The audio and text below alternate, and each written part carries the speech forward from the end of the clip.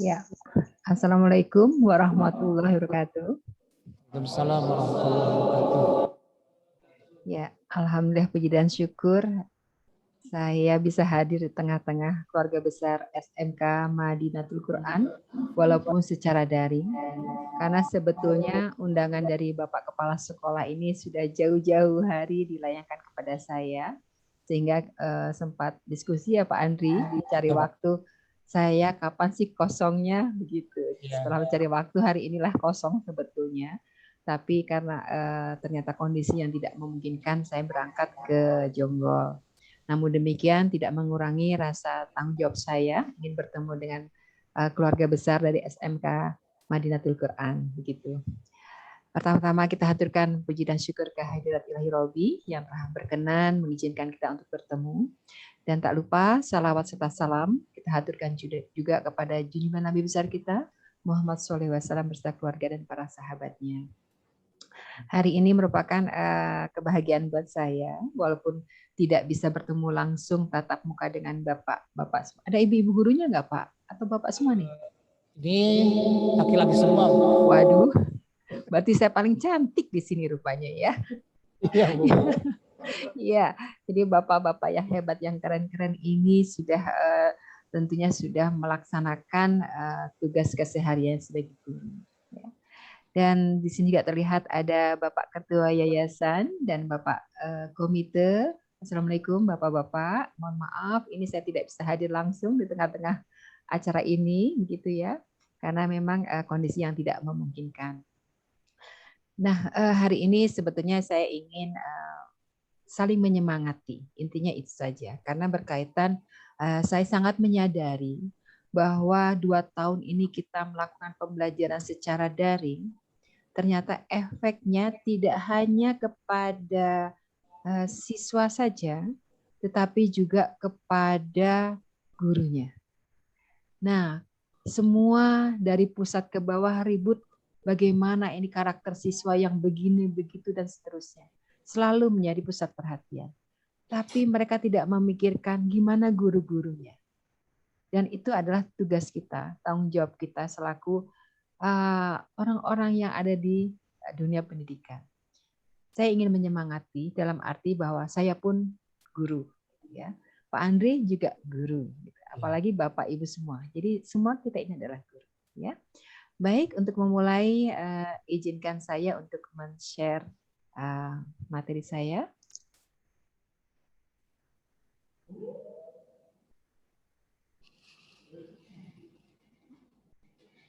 Iya, sudah terlihat Pak Andri, teman-teman? Ya, sudah, Pak. Baik.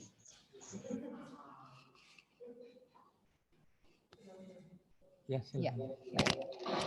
Ya, hari ini yang saya sampaikan adalah menjadi guru seutuhnya. Judul ini terlintas pada saat saya mulai memikirkan keadaan guru-guru saya, khususnya binaan saya, di mana pada kesehariannya itu selalu ada keluh kesah. Tidak hanya berkaitan gimana sih ngajar daring, gimana sih murid-muridnya, dan sebagainya. Tapi secara mental guru juga mereka mengeluhkan. Nah, mental inilah yang ingin saya sampaikan dalam pertemuan ini untuk saling mensupport bahwa siapa sih kita sebenarnya. Ya, ini materi saya menjadi guru seutuhnya. Dan tentunya perkenalkan, saya adalah Dina Marta Tiraswati, pengawas SMK Cabang Dirisdik Wilayah 1 Provinsi Jawa Barat. Di mana dalam keseharian saya bertugas di wilayah Korwil Cilengsi. Ya. Mungkin Pak Andri setiap hari lewat Cilengsi ya Pak Andri ya. Tetapi ya sampai saat ini saya masih tugas di wilayah Cilengsi tersebut. Baik. Selanjutnya ini Bapak Ibu, biodata saya sekilas saja berkaitan perkenalan saya dengan Bapak Ibu, karena memang untuk wilayah Jonggol itu saya paling jauh terakhir ke sana Pak Andri, ke SMK Negeri 1 Cilengsi, Cariu. Jadi ke arah Jonggol saya malah belum sempat berkunjung ke beberapa sekolah di sana. Insya Allah ya, nanti saya walaupun tidak ada tugas IHT, saya mau mampir ya Pak Andri, boleh ya mampir ya. Karena memang saya ingin sekali bertemu dengan keluarga besar dari SNK Madinatul Quran. Ya, ini biodata saya dan saat ini saya bertugas di Cadistik 1 dan ada beberapa prestasi saya yang terakhir itu di tahun 2020 itu sebagai nominasi PNS berprestasi untuk Provinsi Jawa Barat. Jadi nominasi untuk seluruh dinas yang terkait di semua provinsi. Jadi tidak hanya di provinsi saja. Baik. Berikutnya ini Bapak Ibu, Bapak-bapak, pada saat Bapak-bapak dinyatakan sebagai guru, itu harus paham betul kita itu dinaungin dasar hukumnya apa sih, gitu ya. Nah, ternyata namanya seorang guru itu punya dasar hukum yang menaungi kita sebagai guru, ya, yaitu satu, ada di Peraturan Pemerintah Republik Indonesia Nomor 19 Tahun 2017 tentang perubahan atas Peraturan Pemerintah Nomor 74 Tahun 2008 tentang guru. Jadi kebijakan guru di Nomor 74 itu sudah tidak diberlakukan, tapi sudah direvisi di Nomor 19 Tahun 17. Berikutnya, Peraturan Menteri Pendidikan dan Kebudayaan Republik Indonesia Nomor 15 Tahun 2018 tentang pemenuhan beban kerja guru, kepala sekolah, dan pengawas sekolah. Nah, di dalamnya pun sudah diatur berapa lama sih guru itu mengajar dalam 1 minggu, ya. Kemudian Peraturan Direktur Jenderal Guru dan Tenaga Kependidikan Nomor 6565 tahun 2020 itu berkaitan dengan model kompetensi dalam pengembangan profesi guru. Artinya kita sebagai guru tidak hanya cukup mengajar, tapi juga harus mengembangkan profesi kita sebagai guru. Nah, sebetulnya seperti apa sih yang namanya guru? Kita itu secara umum sudah tahu tentang sistem pendidikan nasional, ya, yang ada di Undang-Undang Nomor 20 Tahun 2003, di mana di dalamnya di pasal 39 ayat 1 itu menyatakan bahwa guru adalah tenaga profesional yang bertugas merencanakan dan melaksanakan proses pembelajaran, menilai hasil pembelajaran, melakukan bimbingan, pelatihan, dan serta melakukan penelitian dan pengabdian kepada masyarakat, terutama untuk pendidikan di perguruan tinggi. Artinya, guru tidak cukup Bapak Ibu, Bapak-bapak ini mengajar pulang, dan seterusnya. Ternyata tugas kita itu banyak Bapak-bapak. Selain merencanakan, harus melaksanakan, kemudian harus membuat laporan, harus menilai, harus melatih, dan seterusnya. Itulah tugas kita sebagai guru. Nah, secara rinci dinyatakan juga guru itu siapa sih, gitu ya. Jadi yang namanya guru itu adalah sebuah profesi, ya, sebagaimana profesi lainnya, merujuk pada pekerjaan atau jabatan yang menuntut keahlian. Artinya guru itu harus melalui proses jenjang pendidikan keahlian guru, ya, dan dituntut tanggung jawab dan kesetiaannya. Ya. Suatu profesi tidak bisa dilakukan oleh sembarang orang yang tidak dilatih atau dipersiapkan untuk itu. Suatu profesi umumnya berkembang dari pekerjaan atau vokasional yang kemudian berkembang menjadi matang dan serta ditunjang oleh 3 hal. Keahlian, komitmen, dan keterampilan yang membentuk segitiga sama sisi di tengah-tengahnya disebut profesionalisme. Sehingga kenapa kita guru punya organisasi profesi, ya, PGRI. Kemudian kalau pengawas punya asosiasi pengawas seluruh Indonesia atau APSI, ya. Dan sekarang pun kepala sekolah punya asosiasinya, AKSI, ya, Asosiasi Kepala Sekolah Seluruh Indonesia. Nah, itulah kenapa kita ini profesi guru ini disebut harus profesional. Karena kita punya organisasi profesi yang diakui oleh negara. Jadi legal, ya. Baik. Berikutnya, ini adalah cakupan kompetensi guru.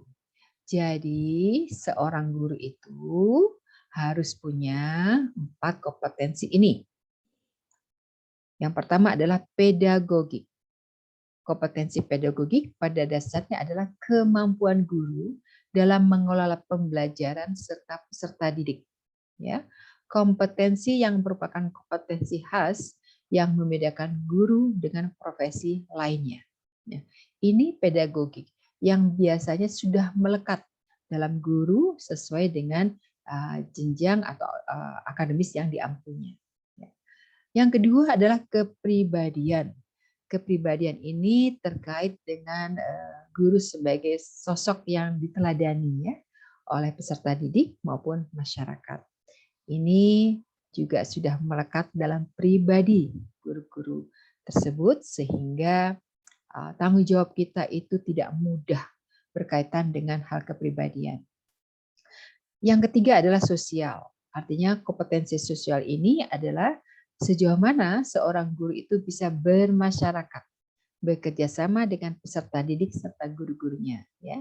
Yang terutama yang saya soroti adalah sejauh mana para guru ini membawa kebermanfaat untuk lingkungan sekitarnya. Ya. Dan yang terakhir adalah profesionalisme. Kompetensi ini dapat dilihat dari kemampuan guru dalam mengikuti perkembangan ilmu terkini dan dinamis yang harus terus-menerus dikembangkan oleh guru dengan belajar dan tindakan reflektif dengan menguasai materi pembelajaran secara luas dan mendalam. Profesional saat ini tidak sekedar hanya bagaimana diukur guru itu bisa meningkatkan SDM-nya, tetapi juga sejauh mana guru itu bisa menghasilkan karya, ya, karya baik itu inovasi pembelajaran, mungkin menjadi sosok yang inspiratif dan apapun itu. Tetapi dari satu kesatuan cakupan kompetensi guru ini, kalau dalam proses penilaian supervisi oleh kepala sekolah itu sudah ada di dalam instrumennya. Ya, jadi kalau kepala sekolah melakukan supervisi, Pak Andri itu bisa menggunakan instrumen yang di mana di dalamnya sudah mencakup 4 kompetensi ini, Pak Andri. Jadi guru-guru pun bisa dipacu untuk menggali, memberdayakan dirinya, meningkatkan kompetensinya sesuai dengan instrumen tadi. Ya, baik. Berikutnya, ini berkaitan kita adalah orang-orang SMK, begitu ya, sehingga saya ingin sekali menggarisbawahi kalau guru SMK itu seperti apa sih gitu ya. Nah, inilah guru SMK. Jadi adalah guru pada satuan pendidikan formal yang menyelenggarakan pendidikan kejuruan ya, yang memiliki kompetensi pedagogik, kepribadian, profesional dan sosial.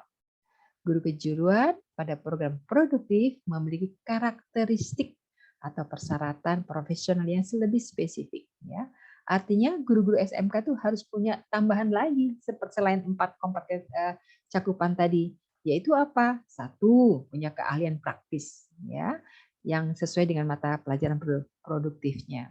Kedua, menyelenggarakan pembelajaran diklat yang relevan dengan dunia industri atau dunia kerja yang dibutuhkan. Ketiga, mampu merancang pembelajaran sesuai keinginan dunia industri. Jadi kalau di SMK Madinatul Quran ini punya kompetensi-kompetensi yang memang dibutuhkan oleh industri, maka guru-guru tersebut harus bisa melakukan sinkronisasi kurikulum, membuat RPP yang bisa dilaksanakan di sekolah, dan di mana siswa-siswa tadi bisa melakukan pembelajaran yang seimbang dengan kebutuhan masyarakat atau industri. Contoh kecil, sekarang ini sedang menjadi tren adalah sekolah PK. Jadi SMK PK ya. Jadi sekolah pusat keunggulan. Ya. Apa sih bedanya dengan sekolah-sekolah yang lain? Ya. Bedanya hanya mereka-mereka itu mempunyai titik fokus di dalam satu kompetensi yang ada di sekolah itu menggunakan satu kesatuan dengan industri. Baik kurikulumnya, guru magangnya, pembelajarannya, laporannya, dan seterusnya. Di mana mereka itu diberi bantuan kucuran dana oleh pemerintah. Itu bedanya. Ya. Tetapi apakah kita-kita yang belum masuk dalam kategori SMK PK itu abai dengan kondisi saat ini? Enggak juga. Justru ini tantangan. Ya, kita jangan terlena dengan kondisi sekolah PK itu seolah-olah hanya untuk SMK PK saja, tetapi kita pun bisa mengimplementasikannya. Ya, artinya apa? Kita ikuti aturan main mereka. Ya, seperti apa? Contohnya kurikulum. Kurikulum harus mulai disinkronkan dengan industri. Inilah yang harus saat ini mulai dikembangkan di semua SMK. Kalau SMK itu masih punya mindset bahwa sekolah itu ya cukup ada siswa, cukup ada guru, ada sarana pembelajaran, selesai. Itu nggak akan maju-maju. Karena apa? Tuntutan di luar sana itu sudah tinggi. Ya, keinginan masyarakat sudah tinggi. Sehingga mau tidak mau kita harus cepat mengimbangi dengan kondisi tersebut. Ya, jangan terlena dengan kondisi yang sudah ada. Baik, berikutnya ini adalah alur pembelajaran. Jadi saat ini guru itu dituntut harus punya punya inisiatif sendiri dalam membuat modul ajar. Ya, jangan terpaku pada ketentuan-ketentuan harus menggunakan sumber belajar A, B, C, D dari pemerintah dan sebagainya. Tidak seperti itu. Artinya silahkan coba, silahkan berinovasi, silahkan punya inspirasi sendiri bagaimana membuat modul ajar. Ya, sehingga yang harus difahami adalah konsepnya, ya, agar pembelajaran itu lebih bermakna. Bermakna di sini artinya punya kebermanfaatan baik untuk gurunya, untuk siswanya, untuk sekolahnya dan lingkungannya. Ya. Nah, berikutnya di sini pun disoroti adalah bagaimana guru diberikan kebebasan untuk membuat modul ajar. Ya. Jadi sekarang guru diperbolehkan bapak-bapak membuat modul ajar sesuai kebutuhannya. Ya, jadi tidak harus KD harus ada, harus diketahui betul. Tetapi bagaimana konsepnya menyampaikan ke siswa itu yang diberi kebebasan. Ya, nah sehingga modul ajar tadi adalah sebagai pelengkap ya komponen dasar untuk menyusun program-program berikutnya. Kemudian komponen modul ajar dan panduan dibutuhkan untuk kelengkapan proses pembelajaran. Kelengkapan itu berarti ada sumber lainnya yang bisa dipakai. Demikian juga komponen modul ajar juga ditambahkan sesuai mata pelajaran dan kebutuhan. Jadi setiap guru itu harus mulai digiring membuat modul ajar yang mereka ampu sesuai mapel masing-masing dan itu bisa digunakan di sekolah setempat. Ya, apakah itu harus diterbitkan menjadi buku? Silakan. Kalau memang itu bisa, silakan. Tidak menutup kemungkinan agar sekolah-sekolah lain bisa menggunakan. Ya, contohnya waktu saya ke Bandung itu ada SMK penerbangan di mana guru-gurunya itu menyadari bahwa jurusannya itu termasuk jurusan langka sehingga guru-gurunya berinisiatif membuat modul ajar. Dan dari modul ajar kelas 10, 11, 12 mereka jadikan buku. Dan buku itu bisa digunakan tidak hanya di SMK tersebut, juga bisa digunakan oleh SMK-SMK lainnya yang sama kompetensinya. Nah, itu terjadi. Ya, artinya silakan Bapak-bapak di sini yang saya dengar juga SMK hebat ini ternyata, tapi saya belum bisa berkunjung dan saya sudah mendapatkan laporan prestasi yang sudah diraih oleh Madinatul Quran ya. Jadi terus berkarya ya. Nah, ini tujuan-tujuan pembelajarannya Bapak-bapak sehingga harus seperti apa sih membuat tujuan pembelajaran ya. Jadi harus punya mencerminkan ada kepentingannya, kemudian menyesuaikan keberagaman muridnya, harus juga mengungkapkan fakta untuk pembelajaran, dan seterusnya. Ini adalah alur pembelajaran yang harus Bapak-bapak kuasai. Sehingga dalam pembelajaran nanti, sekarang ini sudah ada kebebasan membuat RPP 1 lembar, istilahnya 1 lembar ya, artinya tapi maksudnya adalah lebih ringkas lah, lebih simpel. Ya. Ujung-ujungnya apa yang diminta? Yang penting tujuan pembelajarannya tercapai, itu saja. Ya, karena dengan kondisi pandemi sekarang ini semua itu penuh dengan permakluman. Guru-guru boleh membuat lebih ringkas lagi mata pelajarannya dan membuat tujuan pembelajaran yang berintegrasi dengan mata pelajaran lain. Itu diperbolehkan. Ya. Jadi siswa tidak akan jenuh, Bapak. Jadi kalau Bapak membuat misalnya ada mapel A dengan mapel B dan C itu menjadi satu kesatuan, kenapa tidak? Bapak-bapak bisa menjadi saling kolaborasi untuk menyampaikan materi tersebut. Jadi siswa tidak jenuh. Sekarang ketemu Pak Andri, besok ketemu Pak Andri lagi dengan mapel yang sama, hari ketiga ketemu lagi, akan terasa jenuh. Ya. Tapi kalau dalam pembelajaran tersebut dibuat konsep bahwa siswa itu menerima satu pertemuan dengan 3 mapel secara keseluruhan, itu mereka tidak menyadari. Dan bagaimana penilaiannya? Gurulah yang bisa menggali dari mana sumber menilai siswa. Ya, baik. Itu maksudnya. Nah, ini kita sekarang berbicara mengenai pelaksanaan pembelajaran. Pelaksanaan pembelajaran ini seorang guru itu harus tadi dikatakan ya harus membuat perencanaan. Perencanaan itu macam-macam dan ternyata banyak bapak-bapak ya. Kalau sekian lama Bapak sudah menjadi guru, tentunya sudah ya disebut bosan ya bosan, tapi gimana lagi? Memang harus dibuat setiap tahun, setiap semester ya. Jadi ada program tahunan, ada program semester, termasuk analisis SKL, KI, KD dan seterusnya yang pada intinya semua itu berfokus pada 8 standar pendidikan. Ini tugas kita, ya. Nah, setelah rencana itu dibuat, masuk ke dalam pelaksanaan pembelajaran. Di dalamnya itu ada kegiatan pendahuluan, ada kegiatan inti, ada kegiatan penutup. Itu pembelajaran. Jadi kalau ada guru masuk ke kelas atau masuk ke ruang Zoom ngajar siswanya, tiba-tiba cuma assalamualaikum dan banyak terlalu basa-basi sebagainya, ujung-ujungnya tidak kena dalam kegiatan inti, ya itu bukan pembelajaran namanya, ya. Atau sebaliknya, guru ngajar masuk ke kelas tiba-tiba langsung ya buka bab 1 halaman sekian kerjakan anu. Tidak juga seperti itu. Jadi proses pelaksanaan pembelajaran ini kalau kita lihat penilaian proses pembelajaran itu harus merunut. Ada kegiatan pendahuluannya, ada kegiatan intinya, ada kegiatan penutup. Ya, ini menjadi satu kesatuan. Setelah itu apa yang dilakukan oleh bapak-bapak semuanya?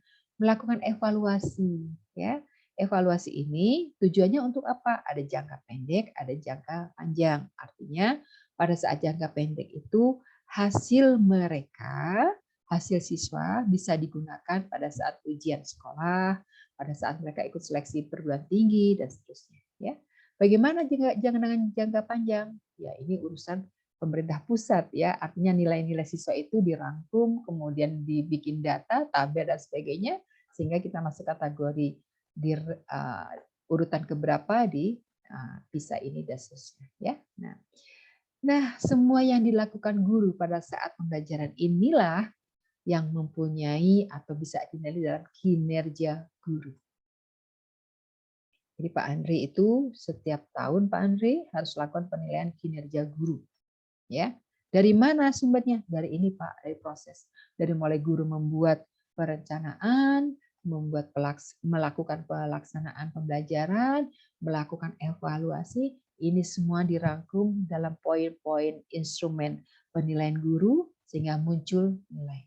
Dan itu harus dilakukan oleh kepala sekolah, ya, sehingga guru-guru setiap tahun punya rapot guru, ya. Berikutnya, bagaimana dengan aktivitas pembelajaran yang sudah kita lakukan sebetulnya, tapi kali ini yang akan diangkat adalah bagaimana kita mengajar, istilahnya mengajar kekinian, ya. Saya yakin bapak-bapak semua sudah melakukan, gitu ya.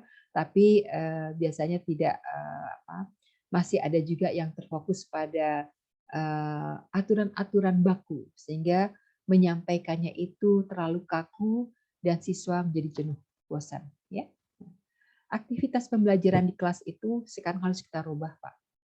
Jadi guru itu tidak serta-merta datang membawa buku, membawa materi, kemudian memberikan PR dan selesai. Tidak, ya. Tapi aktivitas pembelajaran yang ada di kelas Bapak itu di dalam suasana pembelajaran mereka harus diberikan satu masalah. Dan biarkan mereka berkelompok menyelesaikan masalah tersebut. Apakah masalah itu muncul dari guru? Bisa.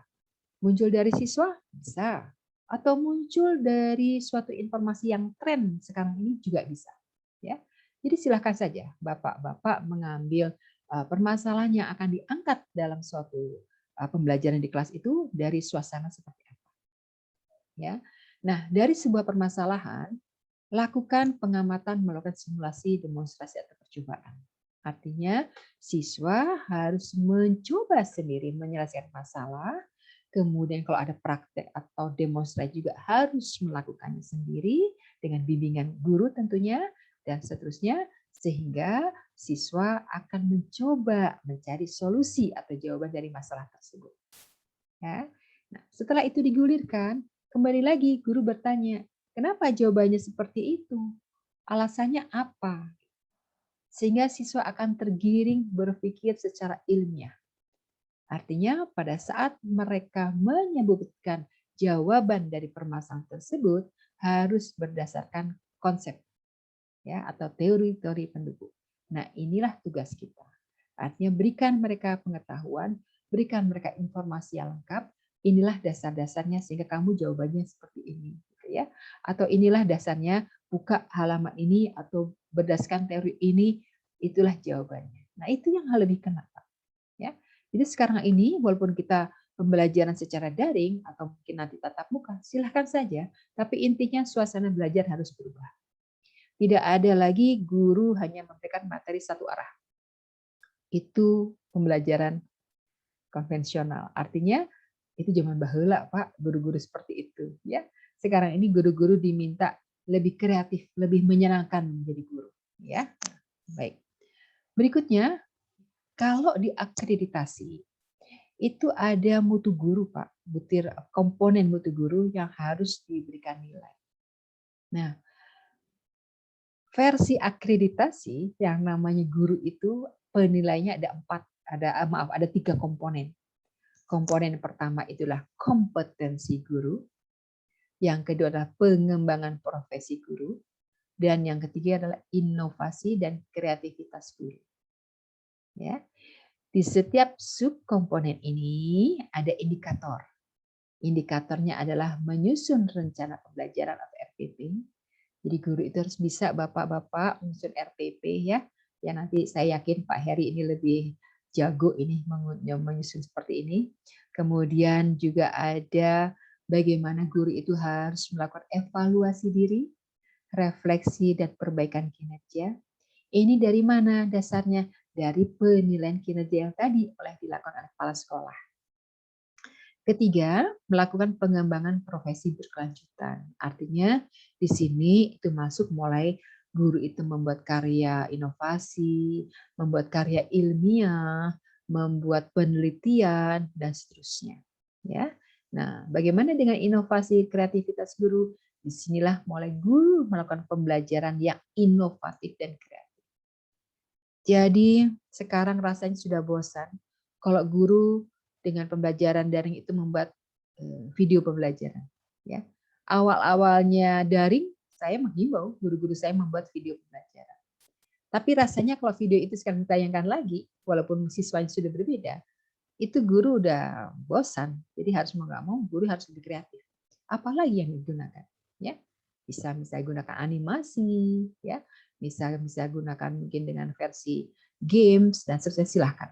Ya, di sinilah tuntutan guru-guru saat ini. Nah, di sini ada butir kekhususan namanya untuk SMK ya khususnya. Ini berkaitan dengan bagaimana sinkronisasi kurikulum kita, kurikulum sekolah tersebut dengan dunia industri. Ya, nanti akan terlihat di RPP-nya sama atau tidak. Ya, nah ini untuk penilaian dari sisi akreditasi. Jadi ini poin-poinnya. Berikutnya, gimana nih perbaikan kualitas pembelajaran saat ini? Ya. Bapak tadi sudah membuat perencanaan, oke. Pelaksanaan pembelajaran, bagus. Evaluasi, sudah. Kepala sekolah pun sudah melakukan penilaian kinerja guru. Ya. Tetapi ada hal-hal lain yang harus diperhatikan dalam keseharian kita sebagai guru. Ya. Yang pertama misalnya dalam perencanaan, guru itu sudah harus mempersiapkan KIKD ini berorientasi dengan cara berpikir HOTS. Ya. Begitu juga dengan standar 8 SNP. Ini pun demikian. Jadi tidak ada lagi guru hanya memerintahkan siswa mengerjakan A, B, C, D, E, contek habis, selesai, pulang. Ya. Tapi harus digali dengan versi HOT. Ya, itu dalam perencanaan sudah tertuang ya berupa tulisan oleh Bapak Ibu semua, Bapak-bapak semua. Ya. Nah, bagaimana dengan pembelajaran? Pembelajaran pun sama Bapak Ibu, Bapak-bapak. Jadi dalam pembelajaran pun harus mulai terintegrasi ya dengan masalah literasi, kemudian dengan pendidikan karakter dan sebagainya. Itu tugas kita. Sehingga kemarin saya terlintas bahwa 2 tahun alumni kita yang sudah lulus itu sebetulnya ya tangguhlah mereka itu gitu ya, generasi-generasi tangguh gitu ya. Karena apa? Belajarnya tidak bisa kita sentuh gitu ya, tapi karakternya harus dituntut baik. Kita sebagai guru juga tidak bisa menasehati secara langsung, semua itu harus lewat melibatkan orang tua dan sebagainya. Ya, itu mereka saat ini. Ya. Di sisi lain dari hard skill-nya gimana? Mereka harus kompeten. Kalau nggak kompeten nggak lulus. Ya, mereka harus bisa siap di dunia kerja. Kalau tidak, ya mubazir juga sekian lama belajar. Nah, itu tugas kita, tidak mudah. Ya, sehingga pembelajaran itu kenapa harus terintegrasi. Ya. Berikutnya, bagaimana dengan kegiatan inti? Di kegiatan inti pun sama, Bapak Ibu. Jadi Bapak-bapak dalam mempersiapkan pembelajaran itu harus berorientasi pada HOTS. Ya. Kemudian ada yang 4C, ya 4C dengan pendidikan abad 21. Kemudian juga dengan model pembelajaran kurikulum 13. Silahkan Bapak-bapak melakukan sendiri, berkreasi ya. Bagaimana saat Bapak-bapak harus menyampaikan dalam kegiatan inti. Nah, ini yang dimaksud ya. Nah, kemudian bagaimana dengan evaluasi? Pada saat evaluasi pun sama, artinya Bapak-bapak harus menyiapkan diri bahwa siswa-siswa kita itu akan menghadapi ujian, akan menghadapi tingkat jenjang kalau untuk melanjutkan ya, jenjang tes berikutnya itu dipersiapkan ya. Nah, ini tadi ada istilah formatif, sumatif, semuanya intinya adalah ke HOTS. Oke. Berikutnya, nah, setelah tadi kita berbicara bagaimana dengan penugasan kita selaku guru, ya. Tetapi kalau kita lihat bahwa guru juga manusia, gitu ya. Guru juga punya hati, gitu. Sehingga dalam hal ini yang dituntut adalah bagaimana guru menjadi guru inspiratif. Inspiratif di sini sama dengan bagaimana kita menjadi gurunya manusia. Karena kita bukan robot, siswa kita pun bukan benda mati. Ya, nah itu yang dimaksud dalam statement ini. Di sini ada beberapa paradigma, Bapak-bapak. Yang pertama paradigma yang ke-1, menjadikan 3 sasaran bidang garap pendidikan, yaitu kognitif, afektif, dan psikomotor, berkembang secara optimal. Ya, berkembang secara optimal ini setidaknya gurunya dulu meningkatkan SDM-nya. Setelah meningkatkan SDM, akan paham bagaimana menguasai materinya secara kognitif, afektif, dan psikomotor. Ya. Berikutnya, menciptakan paradigma kedua, menciptakan pembelajaran yang mengakui dan menghargai kecerdasan anak yang berbeda-beda. Ya. Jadi tidak boleh kita mengajar itu dengan mengelompokkan, artinya oh yang pintar sebelah kanan, yang kurang sebelah kiri, atau yang kurang sekali di belakang, tidak seperti itu. Jadi kita harus mengakui, menghargai mereka yang sangat heterogen ya dari kemampuan. Dan yang ketiga adalah menjalani proses pembelajaran dengan menyesuaikan gaya guru ya dalam mengajar dan gaya belajar siswa.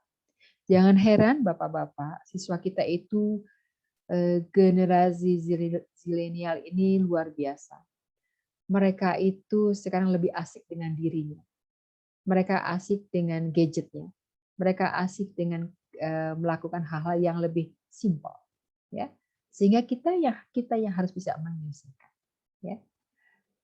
Kita nggak bisa siswa itu harus patuh ngikutin gaya kita, tapi kitalah yang harus melebur dengan mereka, ya. Karena itu yang diminta saat ini oleh generasi sekarang. Ya. Keempat adalah memfokuskan pada pembelajaran pada aktivitas siswa, bukan pada aktivitas guru melalui komunikasi dialogis. Artinya perbanyaklah siswa itu terlihat aktif, ya. Jangan merasa senang kalau siswanya anteng, diam gitu ya. Tapi cobalah biarkan mereka berbicara, biarkan mereka berdiskusi, biarkan mengungkapkan pendapatnya, ya. Sehingga dalam aktivitas siswa itu terlihat bahwa mereka itu betul-betul menikmati belajar dengan kita sebagai gurunya. Dan yang kelima adalah memfokuskan proses pembelajaran pada penguatan kemampuan siswa, bukan pada ketidakmampuannya. Artinya, pada siswa yang berbeda-beda tadi, kita akan makin tahu kemampuan mereka seperti apa. Sehingga guru tidak bisa memaksakan pada saat kemampuan, misalnya harus nilainya KKM-nya 75 misalnya. Yang kurang berarti terus-menerus mereka kena hukuman, tidak seperti itu. Artinya diberikan peluang, diberikan kesempatan mereka untuk memperbaiki diri. Ya, karena istilah ketidakmampuan di sini adalah ketidakkemampuan bisa saja dari segi fisik maupun bagaimana cara mereka menalar pembelajaran atau pemahaman yang lainnya. Nah, ini yang harus diselami oleh seorang guru. Ya, baik Bapak-bapak, dan kita sekarang beralih gimana sih ceritanya gitu ya, agar tugas kita sebagai guru itu terasa ringan dan menyenangkan. Ya, rasanya menggali potensi diri sudah, ngajar yang baik sudah, tapi kita juga manusia biasa akan mengalami titik jenuh, ya, titik di mana kita sudah mulai merasa ya sudahlah, ngajar mah kitu deui. Sekarang bab 1 isinya itu, besok tahun depan itu lagi, tahun depannya itu lagi, sehingga kita tuh ngajar seperti roda berputar, Bapak Ibu, Bapak-bapak ya. Nah, itu titik kejenuhan kita sebagai guru. Akan mengalami, ya. Nah, apa yang harus diingatkan? Satu, berangkat dari panggilan iman. Jadi artinya kalau iman kita menggerakkan kehidupan para guru, maka harapan akan lahirnya sistem pendidikan itu yang baik akan muncul. Artinya kita menyadari, ya, bahwa kewajiban belajar itu tidak untuk kita sebagai guru, juga untuk siswa. Ya. Yang kedua, tentukan arah hidup yang kuat dan memegang prinsip. Artinya saya yakin semua sudah punya hal ini, ya. Kita sudah punya prinsip dalam hidup, tetapi jangan tergoyahkan ya dengan kondisi sekarang ini yang sudah makin banyak kondisi-kondisi memprihatinkan ya di luar sana. Yang ketiga adalah memiliki ketenangan dan kesabaran. Ini kunci mahanya guru, bapak-bapak gitu ya. Di bapak-bapak tuh harus sabar luar biasa, harus tenang bila menghadapi siswa yang begitulah gitu ya. Dan jangan lupa percaya diri. Ya, yakinlah kalau kita ini bisa. Ya. Dan yang keempat adalah berbuatlah dengan ikhlas, memiliki benteng diri. Ya. Dan carilah pembimbing. Pembimbing ini bisa siapa saja, tidak harus kepala sekolah. Bisa teman, ya, bisa mungkin hanya sekedar mungkin teman SMA dulu, mungkin teman sekarang guru, atau teman di luar sana silakan. Tapi harus mencari figur seorang pembimbing. Dan yang terakhir adalah membangun kompetensi yang tepat tadi. Ya, nah inilah bagaimana akan terasa ringan tugas-tugas kita kalau kita menyadari hal ini.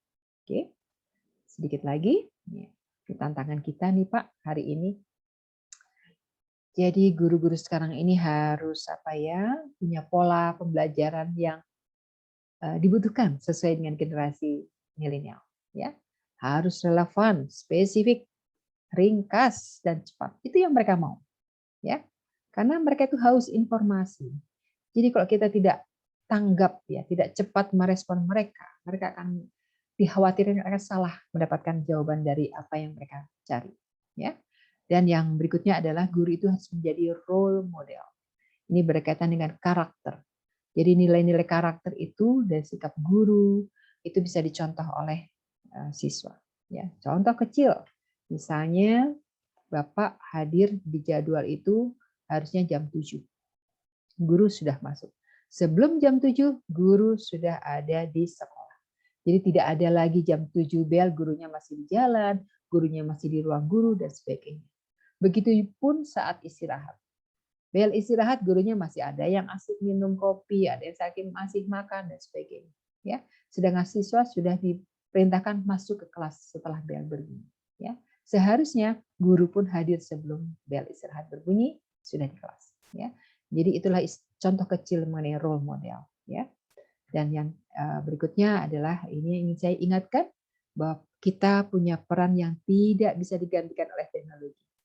Ya, kenapa? Karena kita harus menyentuh mereka di sisi pembentukan watak, ya, dan nilai-nilai kehidupan. Ya, walaupun teknologinya pesat, hebat, punya robot dan sebagainya, tetap touch dari seorang guru itu diperlukan. Ya. Dan yang terakhir adalah ini yang saya ingatkan bapak-bapak, bahwa guru itu bukan hanya sekedar profesi, ya, tapi nilai esensi yang terkandung di dalamnya adalah bahwa seorang guru memiliki tugas dalam menyebarluaskan ilmu yang bermanfaat. Tentunya hal ini dapat menjadikan ladang pahala yang akan selalu mengalir meskipun sang guru nantinya sudah berpulang ke pangkuan Allah SWT. Ya, itulah kita, ya. Demikian Bapak-bapak yang luar biasa yang bisa saya sampaikan pada kesempatan ini, dan tidak menutup kemungkinan bila ada pertanyaan, mangga. Saya kembali lagi kepada Bapak Kepala Sekolah. Silakan Pak Andri. Baik, Ibu. Terima kasih banyak Ibu paparannya. Semoga apa yang Ibu paparkan menjadi inspirasi buat kami di sini dan menjadi wawasan yang baru buat kami. Barangkali dari Bapak-bapak kalian ada yang mau bertanya, silahkan. Ya, silakan Bapak-bapak bila ada pertanyaan. Ada berapa jumlahnya Pak Andri sama guru di sini? Ini kita kan berbasis boarding Bu ya. Iya. Berbasis boarding itu sekitar 20-an Bu. 20. Ya, Oke, 20 gurunya guru. 20. Baik. Ya. Dan Kemudian selama pandemi ini kita masuk tatap muka berarti ya? tatap muka Ibu. Itu. Karena kan kalau ini susah juga ya kalau boarding tuh. Betul, baik, baik. Dan Iya. itu diperbolehkan kalau berarti. Kalau itu Pak, kompetensi ada berapa kompetensi? Ada 2 Bu, yaitu rekayasa perangkat lunak sama teknik komputer dan jaringan. Oke, baik. Dan Ya. sudah terakreditasi ya Pak? B Mbak, akreditasi B Sudah. semuanya. Baik, ya. Ya, berarti sudah hanya tinggal melanjutkan lah ya. Karena memang sekarang tuntutannya lebih nyaman kalau sudah statusnya sudah terakreditasi ya. Iya. Tadi mau bertanya Ibu ya. Silakan, silakan. Tadi kan kita dikasih kebebasan ya untuk membuat modul Bu ya. Ya. Kebetulan terus terang saja kami di sini untuk yang kejuruan itu sama sekali yang buku dari Diknas itu kita tidak pakai Bu. Karena apa? Karena sepertinya kalau diselaraskan dengan dunia industri yang sekarang itu agak ketinggalan gitu. Jadi akhirnya kita mencari buku-buku di komunitas, Bu. Komunitas, dan artinya itu kan kalau di komunitas-komunitas itu kayak di apa namanya? Di programmer dan lain-lain itu pasti banyak buku yang dipakai sama mereka yang disesuaikan dengan industri. Itu bisa Bu ya? Ya, baik Pak Andri. Nah, itu sangat-sangat bisa. Artinya silakan guru-guru mencari sumber belajar itu tidak terpaku dari apa yang sudah dikeluarkan oleh Disdik. Disdik pun mengeluarkan itu dengan standar seperti itu ya karena melihatnya gini Pak Andri. Jadi jangan melihat kita saat ini, ya. Ya. Banyak sekolah-sekolah di luar sana yang tidak hanya di Jawa Barat, mungkin di Indonesia Iya. sebelah mana begitu ya, yang dengan kondisi ya begitulah apa adanya mungkin, sehingga standarnya juga seperti itu, gitu ya. Tetapi kalau sekiranya kita mampu lebih dari itu, silahkan saja selama bisa sinkron dengan kebutuhan industri. Yang dikhawatirkan itu adalah guru-guru asik dengan kurikulum yang dibuat oleh distrik, katakanlah seperti itu ya, terlalu mudah mungkin, tetapi itu tidak menjawab kebutuhan industri. Nah ini yang dikhawatirkan. Jadi apa yang kita siapkan untuk siswa itu jadi sia-sia Pak, karena siswa kita nggak kepake. Gitu. Yang saya pernah gambarkan seperti ini. Kalau seandainya ini suatu industri donat, gitu ya, kan orang tuh mengenal donat saat ini tuh kan bentuknya bulat ya, tengahnya ya. Sehingga orang nyebut donat pasti seperti itu. Nah, kita pun menjadi pabrik donat. Tetapi donat yang kita buat ini ada yang bentuknya segitiga, bentuknya mungkin macam-macam ya. Walaupun itu sebenarnya bagian dari suatu inovasi ya. Tapi tidak mudah juga donat kita ini laku dijual. Ya, karena apa? Orang anggapnya itu tadi yang namanya donat itu ya yang tengahnya bulat bolong itu donat namanya gitu loh. Artinya itulah guru-guru. Jadi guru-guru silakan berkreasi membuat modul yang sesuai asal dengan industrinya itu sinkron. Jadi kepake anak-anak kita. Itu Pak Andri. Satu lagi nih Bu. Tadi kan membuat modul lebih ya. Iya. Saya itu terus terang aja nih, mohon maaf guru-guru. Sudah beberapa kali itu menyampaikan silahkan Anda semua membuat modul gitu. Nah, sampai saat ini itu belum ini gimana caranya Bu kalau untuk memacu guru-guru untuk membuat modul itu Bu? Ya, kembali ke kebutuhannya Pak. Guru-guru sudah merasa punya bekal atau masih sulit dalam melakukan pembelajaran atau tidak? Karena modul itu muncul untuk menjawab, memudahkan kita pada saat mengajar, ya, sehingga maksudnya isi dari modul itu sesuai dengan apa yang diminta. Nah itu modul namanya, ya. Beda dengan buku-buku panduan dari distrik yang sudah baku. Ini kalau modul bisa berubah, bisa sesuai kebutuhan. Ya, di dalamnya mungkin ada job sheet, di dalamnya mungkin ada lembaran tugas, silahkan. Itu akan lebih bermakna. Ya, sehingga kembali lagi sekarang, kenapa guru-guru tidak bergairah? Boleh diwajibkan oleh kepala sekolah. Ya, wajibkan aja Pak. Pokoknya yang main guru teh wajib bikin modul. Ayo, gitu ya. Gitu ya. Biar semangat tuh ya. Biar semangat ya. Bapak-bapak ya, benar ya. Padahal saya udah ini Bu, udah pokoknya yang dapat yang bisa bikin modul saya bayar gitu. Tuh kan keren, aduh imingnya luar biasa Pak Andri. Ya harus seperti itu Bapak-bapak. Jadi pada saat Bapak atau Ibu yang membuat modul-modul tadi, kalau sekiranya memang itu mempermudah pekerjaan Bapak Ibu silakan. Ya, itu sih intinya demikian ya. Sehingga silakan aja dikondisikan Pak Andri, misalnya, yuk target semester ini Bapak Ibu guru punya modul 1 misalnya gitu. Dikondisikan saja. Itu pasti bisa. Saya yakin bisa. Modul itu kan tidak harus setahun selesai, Pak. Misalnya pertemuan kali ini saya harus mengajar misalnya kalau misalnya saya orang biologi ya, misalnya mengenai proses pertumbuhan. Saya akan bikin itu. RPP-nya tugas 1 selesai, simpan. Ya. Berikutnya simpan. Itu lama-lama menjadi modul saya sendiri akhirnya. Jadi di tahun depan saya ngajar sudah pakai modul saya. Jadi membuat modul itu bertahap, tidak harus tuntas saat itu juga. Itu Pak Andri. Ya, baik, terima kasih. Barangkali dari guru yang lain ada yang mau bertanya, silahkan. Jangan saya terus nih. Ya silakan Bapak-bapak, silakan maju sini. Silakan bertanya, memperkenalkan diri dulu, jangan lupa. Ya, bebas saja, mau sharing, mau apa, nggak apa-apa. Ya, boleh. Pak Andri, berarti ini kemarin lulus berapa orang siswa? Sekitar 39, Bu. 39. Dan mereka kemana? Sudah ada informasi? Justru itu 2 tahun terakhir ini mereka itu semangatnya untuk melanjutkan, Bu. Melanjutkan. Ya. Hmm. Jadi yang ingin kerja itu bahkan ada yang nawari dari perusahaan dicuekin, Bu. Karena ingin melanjutkan itu tadi ya. Iya. Iya. Seperti Ya nggak itu. ada masalah. Silahkan saja selagi memang mereka mampu. Ya. Kebetulan kan di sini programnya itu begini, Bu. Ketika siswa baru itu masuk, kita ada program di luar dulu, kurang lebih 3 bulan. Yang pertama, sebulan pertama tahfidz camp.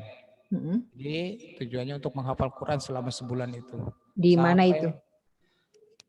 Kadang beda-beda tempat, Bu. Beda-beda tempat. Tergantung kita ini di mana gitu. Ya alhamdulillah untuk ajaran baru ke depan ini insya Allah di Pare, Bu. Ya, siap. Jadi, kemudian dilanjutkan dengan English Camp selama 2 bulan. Itu menjadi bekal karena kan itu pun di luar juga, di luar, tidak di sekolah. Di Pare, Bu, kampung Pare Inggris. Juga. Oh, di sana. Oke, baik. Jadi kan yang namanya IT ini pasti butuh bahasa Inggris gitu, Bu. Betul, betul. Jadi kita bekali di awal untuk seperti itu. Bagus. Dan seterusnya kembali ke sini ya normal kita belajar seperti itu. Silakan dari Bapak-bapak guru. Iya Pak, saya ingin kenalan sama guru-gurunya. Silakan Pak. Siapa yang ayo mangga maju ke depan. Siapa yang mau bertanya? Berdiri dah, berdiri. Ya, perkenalkan diri dulu ya Pak.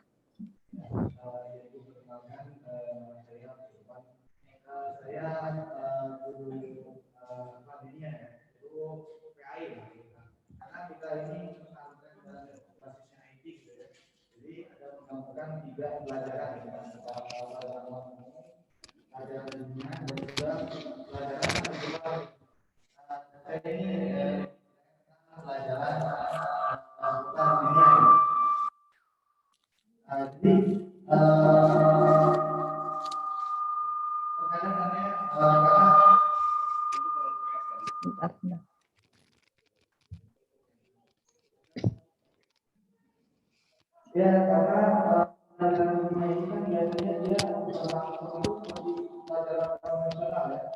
Pelajaran yang memang dari kita dapat dari guru fisika itu pelajaran yang kalau dibilang itu pelajaran yang kaku gitu. Nah, sehingga kita pun lihat untuk menemukan model-model pembelajaran yang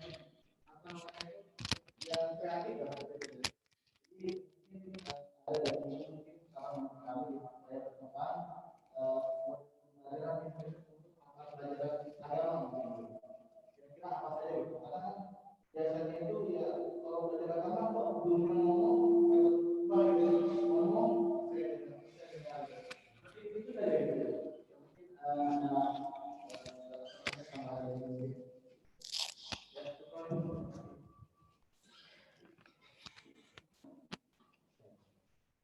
Ya, mohon Pak Andi tadi saya kurang agak jelas mendengarnya. Dengan Bapak siapa tadi? Bapak Furkon. Bapak Furkon mengajar PAI ya? Iya. Ya. Kemudian tadi yang menjadi permasalahannya Pak? Permasalahannya itu ini kan kalau belajar kayak itu kaku Bu ya. Kaku. Nah itu bagaimana caranya biar bisa menemukan model pembelajaran yang inovatif, kreatif gitu. Bagaimana caranya katanya? Ya, terima kasih Pak Furkon atas pertanyaannya, luar biasa ya. Jadi saat ini memang betul dengan pembelajaran di masa pandemi yang mungkin tidak ada masalah untuk SMK bapak-bapak semua karena tatap muka gitu ya. Tapi intinya adalah dimanapun itu kita harus membuat suasana pembelajaran yang menyenangkan. Itu kata kuncinya. Ya. Nah, gimana kata menyenangkan itu? Kembali lagi pada kreativitas si gurunya. Bapak bisa pada saat mengajar, Pak, jangan tiba-tiba masuk langsung pembelajaran, ya. Bisa misalnya memberikan motivasi dulu dengan cerita atau menaikkan suatu video yang sifatnya memotivasi, atau bisa anak itu diberikan suatu cerita kehidupan sehari-hari, silakan saja. Jadi jangan langsung pada materi. Itu trik pertama. Trik yang kedua adalah melibatkan siswa. Jadi siswa itu akan merasa diakui dalam sekolah kalau mereka itu disapa, Bapak. Jadi kalau di kelas rata-rata berapa siswa Pak Andri satu kelas? Satu kelas 20-an. Baik, 20-an. Berarti 20-20-nya itu harus Bapak sapa satu persatu. Menyapa bukan berarti, hai Dina, hai ini. Tidak seperti itu ya. Tapi bagaimana dia harus berani mengungkapkan. Nah, kalau saya sendiri yang pernah saya coba adalah, pada saat saya tahu materi dalam satu semester ini ada katakan 5 bab misalnya, ya 5 bab misalnya, atau 3 bab. Nah, ketiga bab itu saya bagikan pada mereka secara berkelompok. Ya. Dan tugas apa berikutnya? Saya minta pada mereka pada minggu sekian, gitu, hari sekian ini mereka tampil untuk ya seperti presentasi lah gitu ya, mempersiapkan segalanya. Baik itu mungkin dengan PowerPoint-nya atau dengan modelnya atau apapun, silakan mereka bebas untuk berkreasi menjelaskan kepada kita semuanya. Ya. Itu bisa dulu. Nah, minggu berikutnya apa? Bagian kita yang menjelaskan, meluruskan semua informasi dari kelompok yang tadi sudah maju. Begitu seterusnya, Pak. Sehingga siswa ini tidak akan bosan dan punya tantangan pada saat bertemu dengan Bapak. Ya. Nah, trik yang berikutnya, Bapak bisa juga melakukan pembelajaran itu dengan berganti-ganti, Pak, setiap ketemu. Jadi jangan hari ini ceramah, besok ketemu ceramah lagi. Minggu ketiga ceramah lagi. Terus ketemu seperti itu, siswa lama-lama bosan. Tapi kalau Bapak misalnya hari ini ketemu ceramah, oke, gitu ya. Hari kedua mungkin bermain games, misalnya gitu ya, dengan versi games. Minggu ketiga dengan versi yang lain, dan seterusnya. Sehingga anak itu susah menebak, Pak. Pada saat belajar dengan Pak Furkon ini minggu sekarang apa ini? Mereka akan penasaran. Ya. Nah, penasaran itu yang kita manfaatkan, Pak. Menyampaikan semua informasi, semua ilmu pada mereka. Ya, ini yang pernah saya lakukan. Sehingga saya itu kalau ngajar, Pak, ke kelas itu waktu saya jadi guru, saya selalu bawa sesuatu, entah itu permen, entah apapun. Jadi pada saat mereka maju games khususnya, mereka benar menjawab atau segala macam, saya beri hadiah, Pak. Mereka senangnya luar biasa. Bahkan sekarang ada alumni saya pernah menyapa saya, Ibu, saya murid Ibu. Aduh, yang mana ya? Murid kan banyak ya Pak ya, kita nggak bisa. Dia bilang, waktu itu Ibu, saya main game, saya menang, dapat permen dari Ibu. Gitu. Oh, ternyata mereka udah usia dewasa, ingat dengan permen saya gitu ya. Nah, itu contoh kecil. Ya, artinya itu bisa dilakukan oleh bapak-bapak ya. Silahkan berkreasi. Kembali lagi lah, bagaimana Bapak akan mengerti ya. Bapak bosan dengan suasana kelas, keluar kelas Pak, belajar. Ya, bisa di bawah pohon mungkin, bisa silakan santai. Apalagi namanya boarding kan, lingkungan sekolah bisa dimanfaatkan sebagai sumber belajar. Ya, jadi sejauh mana kita yang harus lebih kreatif.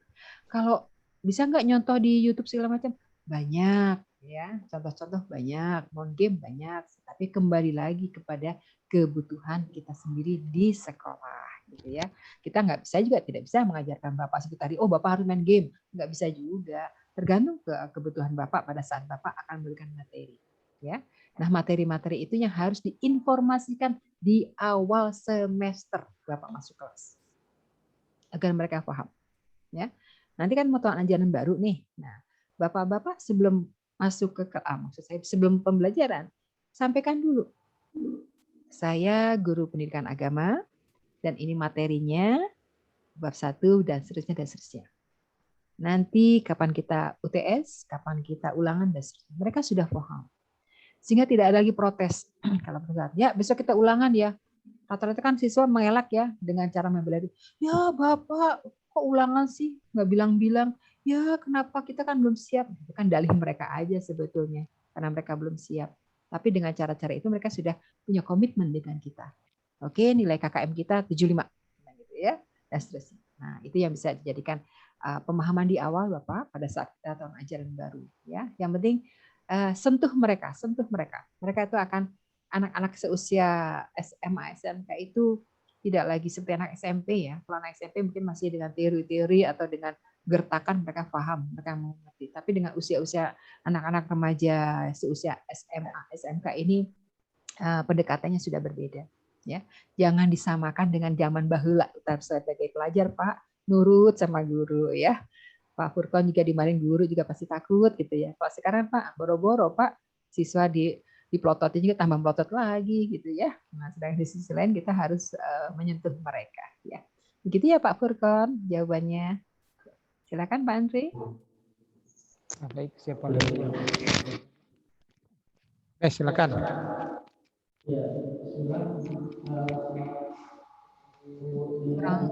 Kurang terdengar Pak Andri, bisa pindah posisi di Pak Andri? Kurang terdengar. Bisa dipilih. Maju ke depan aja. Menggunakan mic-nya Pak Andri jelas tadi.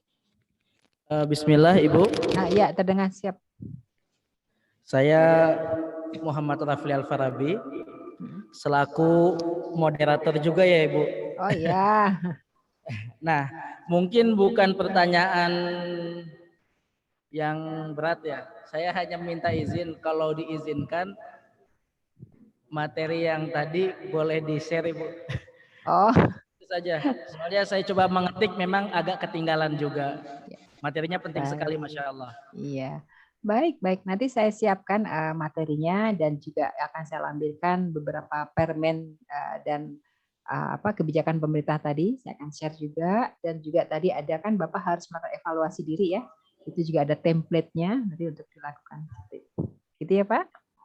Siap. Iya. Terima kasih Bu. Itu saja. Mangga. Iya.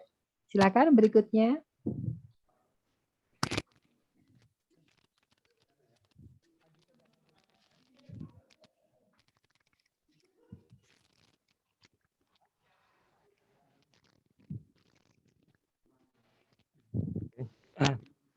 Bismillah. Perkenalkan, nama saya Ihsan. Di sini saya adalah guru kejuruan. Terima kasih. Tadi Ibu sudah memaparkan bagaimana jadi guru yang menyenangkan. Nah, kebetulan saya mungkin adalah orang yang introvert mungkin Bu ya. Dulu waktu sekolah cenderung pendiam, dia tak bisa bercanda gitu. Jadi harus kenal gitu. Nah, mungkin kalau mengajar juga tidak menyenangkan kayak gitu. Nah itu gimana Bu tipsnya kira-kira? Ya, baik, Pak Andri, coba buktikan nih Pak Iksan benar nggak jadi guru tidak menyenangkan ini, ya PR kepala sekolah nih. Ya, terima kasih Pak Iksan. Begini ya, memang saya kembali tadi kan pada diri kita sendiri. Kalau kita menyadari ada kekurangan kita itu apa sih gitu ya. Tadi Pak Iksan bilang saya nggak menyenangkan nih jadi guru gitu ya. Artinya itu tadi Pak, Bapak harus punya pembimbing dalam arti kutip. Artinya apa? Harus ada teman.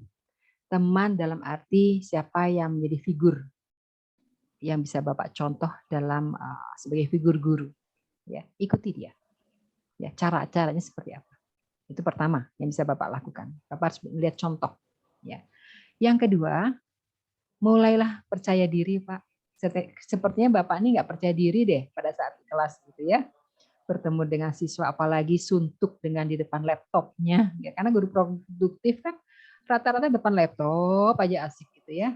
Sekelilingnya nggak dipedulikan. Itu juga bisa. Jadi artinya bisa mencari bagaimana mengajar yang menyenangkan itu dengan berbagai cara ya Pak. Bapak bisa lihat mencontoh sebagian orang yang sudah sukses menjadi guru gitu ya, atau sebagian teman-teman kita di antara ini keluarga besar SMK Madinatul Quran, silahkan pasti ada yang Bapak jadikan figur.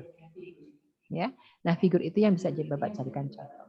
Nah, yang kunci utama adalah Bapak harus mulai percaya diri. Itu aja. Ya, jadikan siswa itu teman Pak. Kalau Bapak menempatkan siswa itu adalah siswa dan saya guru, ada gap. Tapi kalau Bapak menempatkan siswa itu adalah teman kita, itu Bapak akan santai dalam mengajar, relax, ya.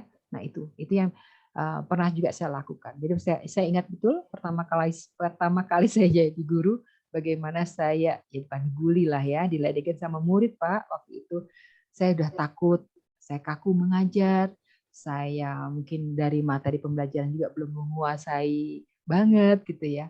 kemudian kebayang siswa juga, siswa yang sudah mulai usil gitu, apalagi melihat guru baru saat itu. Itu saya sempat kaku juga saat itu. Tapi setelah menguasai kelas, saya tahu si A si B malah suka usil, ya saya jadikan mereka teman. Sehingga dialognya dengan bahasa mereka gitu. Ya. Jadi jangan mengungkapkan bahwa saya guru yang harus selalu dihormati dalam tanda kutip sehingga kaku, tapi jadikan mereka teman-teman kita. Apalagi mungkin kalau dari usia nggak jauh-jauh beda dengan adik-adiknya Pak Iksan mungkin ya siswa kita gitu kan, bisa jadi seperti itu ya. Jadi silakan ya.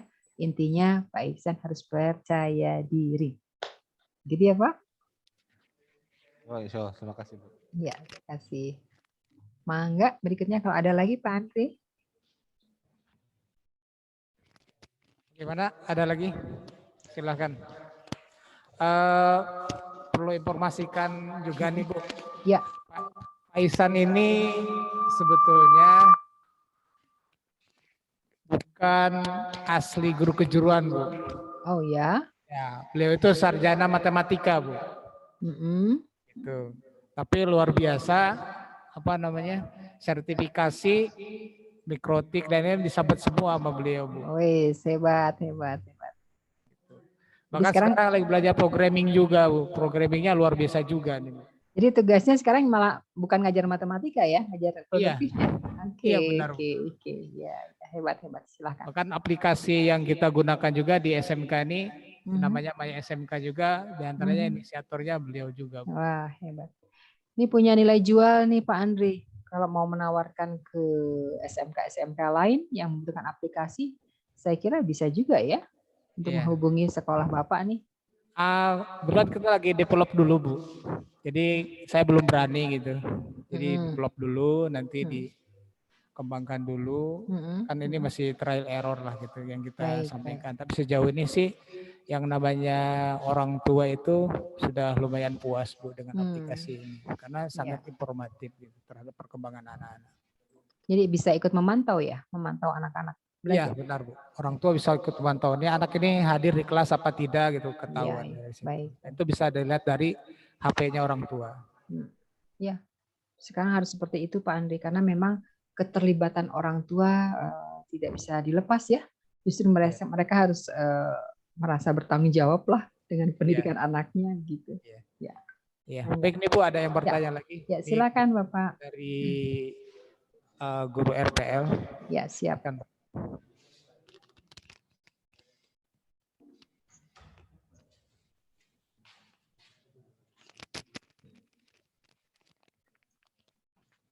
Bismillahirrahmanirrahim.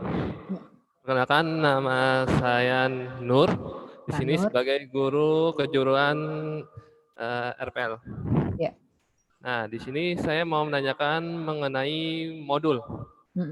Nah, lebih bagus mana sih membuat modul itu sesuai dengan perkembangan di dunia usaha atau dunia industri, tapi susah dipahami di murid-murid, atau membuat modul yang dasar tapi insya Allah mudah dipahami untuk murid-murid seperti itu. Ya.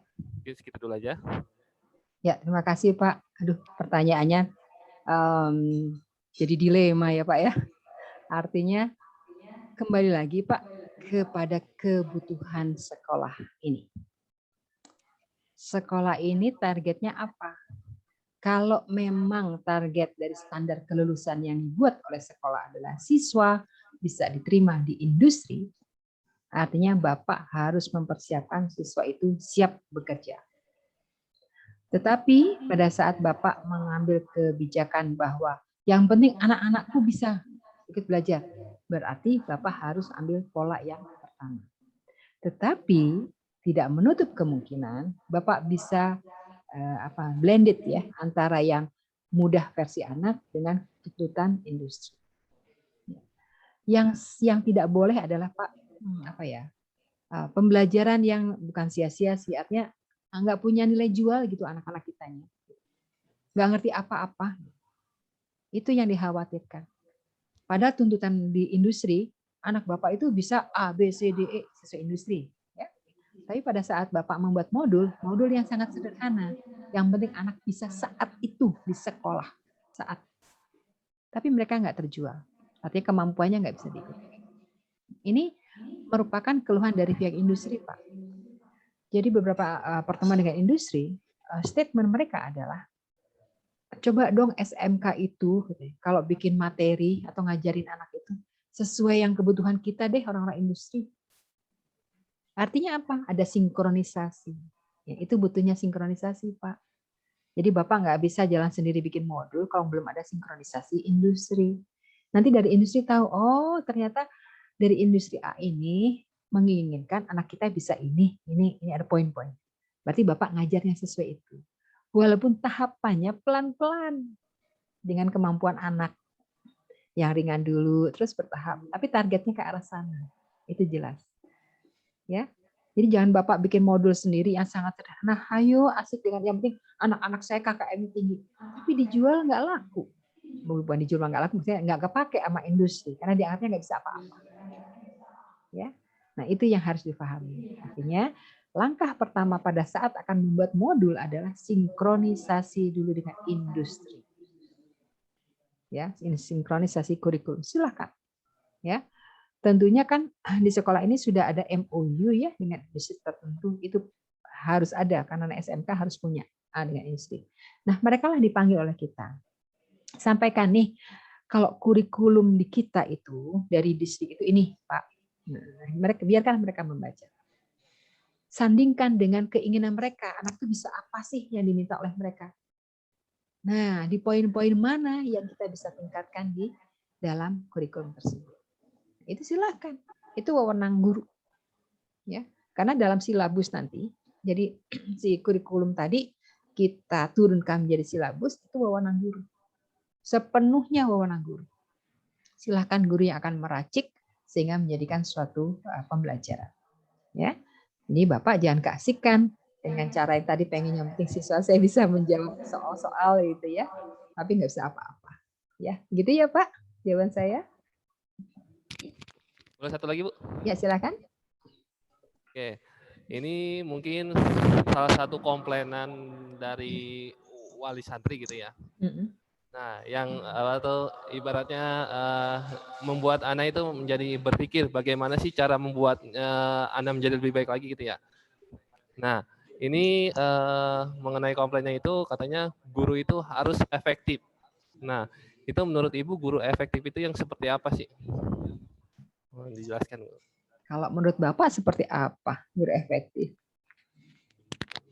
Ayo Pak. Oke.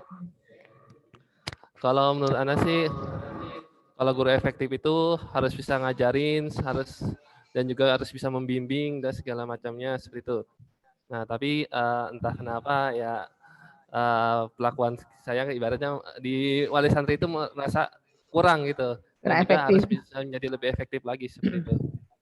Iya. Iya. Baik, terima kasih Pak. Iya, istilah efektif saat ini adalah tidak hanya ringkas ya, dari segi waktu, dari segi materi, gitu ya. Tapi yang lebih tepat adalah Bapak harus mulai melakukan kolaborasi dengan mata pelajaran lainnya. Ya, ini kebijakan kepala sekolah tentunya. Ya. Nah, apa yang dilakukan? Kalau Bapak mengajar produktif, gabungkan, sandingkan dengan mata pelajaran yang lainnya yang non-produktif. Jadi saat pembelajaran, siswa itu bisa mendapatkan beberapa nilai. Baik mungkin dalam bahasa Inggrisnya, ya, atau mungkin dari mata pelajaran matematika, tapi dalam satu kesatuan. Itu yang diperlukan. Dan itulah yang disebut hot study, Pak. Jadi kalau Bapak suntuk dengan hanya mengajar, menghabiskan target kurikulum, harus selesai nih KIKD-nya ini nih ada sekian kali harus selesai dalam semester ini. Itu nggak efektif karena Bapak terlalu dikejar tayang. Ya. Tapi Bapak kalau berkolaborasi dengan beberapa guru-guru mata pelajaran yang ada, sehingga menyajikan pembelajaran itu ke anak, itu lebih efektif dan efisien. Ya. Anak tidak menyadari, Pak, kalau di situ dia belajar dengan 3 mapel. Matematikanya ada, pembelajaran produktifnya ada, bahasa Inggrisnya ada. Kayak apa bentuknya? Silakan rancang sendiri. Ya. Berupa apa? Studi kasus. Kasus ya, studi kasus. Ya. Jadi jangan teori. Begini teori mau bisa dibaca Pak, anak-anak kita lebih jago deh kalau teori. Ya. Tapi berikan mereka permasalahan, portofolio. Berikan mereka portofolio. Ya. Sehingga dalam menjawab, berikan waktu misalnya, oke, dalam 2 minggu ini ada tugas dari Bapak ya, dengan matpol matematika, dengan matpol bahasa Inggris bisa. Nah ini kasusnya seperti ini, kalian harus jawabnya. Nanti semua nilai itu efektif. Mungkin pemahaman anak kenapa Bapak tidak disebut efektif, yaitu tadi karena terlalu monoton. Memberikan materi itu cuma teori, ngajar, pulang beres. Ya. Anak tidak diberi kesempatan untuk mengungkapkan apa yang dia mau. Anak tidak diberi kesempatan untuk menggali apa sih potensi dirinya. Jadi mereka terlalu harus patuh dengan apa yang sudah Bapak katakan. Nah itu juga bisa terjadi. Ya, jadi pemahaman anak itu biasanya nih, kalau kenapa sih guru saya tidak efektif? Efektif cuma itu Pak, bahasa membosankan efektif, bahasa ngulur-ngulur waktu efektif. Itu anak, bahasa efektif anak itu. Ya. Tapi efektif buat kita guru itu adalah bagaimana Bapak menyajikan materi itu seringkas mungkin, simpel mungkin, tapi kena sasaran. Nah, itulah efektif. Ya, silakan Bapak lakukan, Bapak coba itu sehingga betul-betul mempunyai pembelajaran menyenangkan tadi. Gitu ya, Pak ya? Ya. Terima kasih banyak Bu ya. Mangga. Silakan, ada lagi?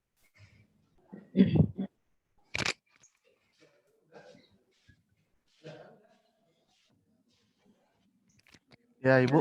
Ya, silakan. Dengan Furqon lagi, Bu. Pak Furqon, ya. Ya, Ibu, sedikit bertanya. Jadi, bagaimana Bu ya cara memahamkan wali siswa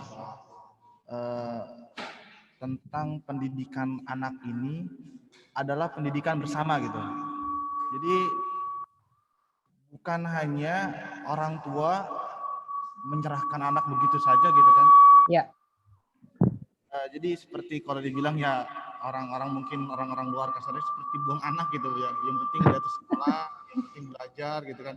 Atau gimana gitu. Jadi bagaimana wali santri ini dia paham gitu atau wali siswa ini paham bahwasanya pendidikan ini adalah proyek bersama gitu Ibu. Proyek bersama untuk anaknya. Ya Ibu mungkin itu aja Bu. Assalamualaikum. Ya, terima kasih Pak Furqon. Ya, kembali lagi ya Pak ya, berkaitan dengan peranan orang tua. Artinya jauh-jauh hari sebelum anak itu masuk, biasanya di tahun kelas 10 nih Bapak, di awal pembelajaran lah, setelah itu kelas 10, kelas 11, kelas 12 gitu ya. Undang para orang tua untuk Bapak Ibu, Bapak-bapak ini menyampaikan apa sih wewenang guru dan apa sih yang menjadi tanggung jawab guru dan bagaimana peranan orang tua dalam proses pembelajaran. Ya. Di sini sekolah pun tidak bisa sendiri. Sekolah juga harus melibatkan komite, melibatkan yayasan, ya. Nah, yang penting adalah sekarang ini penilaian siswa tidak hanya dari guru saja, Bapak.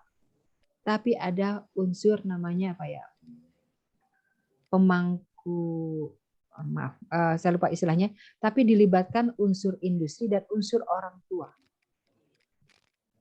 Ya. Sekarang ini ada poinnya. Jadi kalau Bapak buka lagi ke kebijakan penilaian yang terbaru, jadi yang namanya guru itu ada format penilaian dari orang tua. Jadi Bapak nggak bisa hanya nilai, oh ya, ulangan harian 10, ulangan tengah semester 10, ulangan akhir semester 10 dan sebagainya. Tidak cukup. Ya. Bagaimana yang berikutnya? Harus ada form penilaian orang tua. Apa itu? Silahkan membuat konsep sendiri ya. Misalnya sejauh mana anak itu betul-betul versi orang tua nih ya, orang tua. Sejauh mana anaknya itu menjawab pertanyaan atau menjawab PR-nya, gitu ya. Sejauh mana anak itu berkomunikasi efektif dengan orang tuanya, ya. Nah, siapa yang dilibatkan? Ada guru BK di dalamnya, ada guru wali kelasnya, selain guru mapol. Itu yang terjadi sekarang. Jadi tidak sepenuhnya nilai siswa itu muncul dari nilai dan nilai, ya. Tapi dari orang tua. keterlibatan orang. Itu sudah ada formatnya, ya. Nah, yang kedua adalah mau tidak mau, karena kita juga orang Muslim ya, sama-sama Islam yang tahu dasar-dasar bagaimana tanggung jawab seorang tua terhadap anaknya, itu yang bisa kita gugahkan pada mereka. Jadi anaknya yang tadi Bapak katakan seperti membuang begitu saja, itu tidak akan mereka lakukan. Artinya justru mereka itu harus wanti-wanti ke gurunya, Pak, nitip anak saya, yang nggak bisa jadi bisa, yang akhlaknya tadi tidak baik jadi baik, yang tadinya Al-Quran nggak bisa, baca Al-Quran nggak bisa, sekarang jadi bisa, kan gitu. Ya, istilah menitipkan itu sepenuhnya. Dan kita sebagai guru juga harus menjawab tantangan tersebut. Ya Pak, siap Bapak Ibu, kami selaku guru, selaku sekolah akan membimbing putra Bapak Ibu dan sebagainya. Sehingga ada rasa itu. Artinya apa? Bangunlah komunikasi antara pihak sekolah, komite, orang tua, dan guru. 3 komunikasi ini harus dibangun. Ya. Jadi tidak hanya kita dengan siswa, ayo aja siswa dikejar-kejar, mana PR, mana ulangan, mana.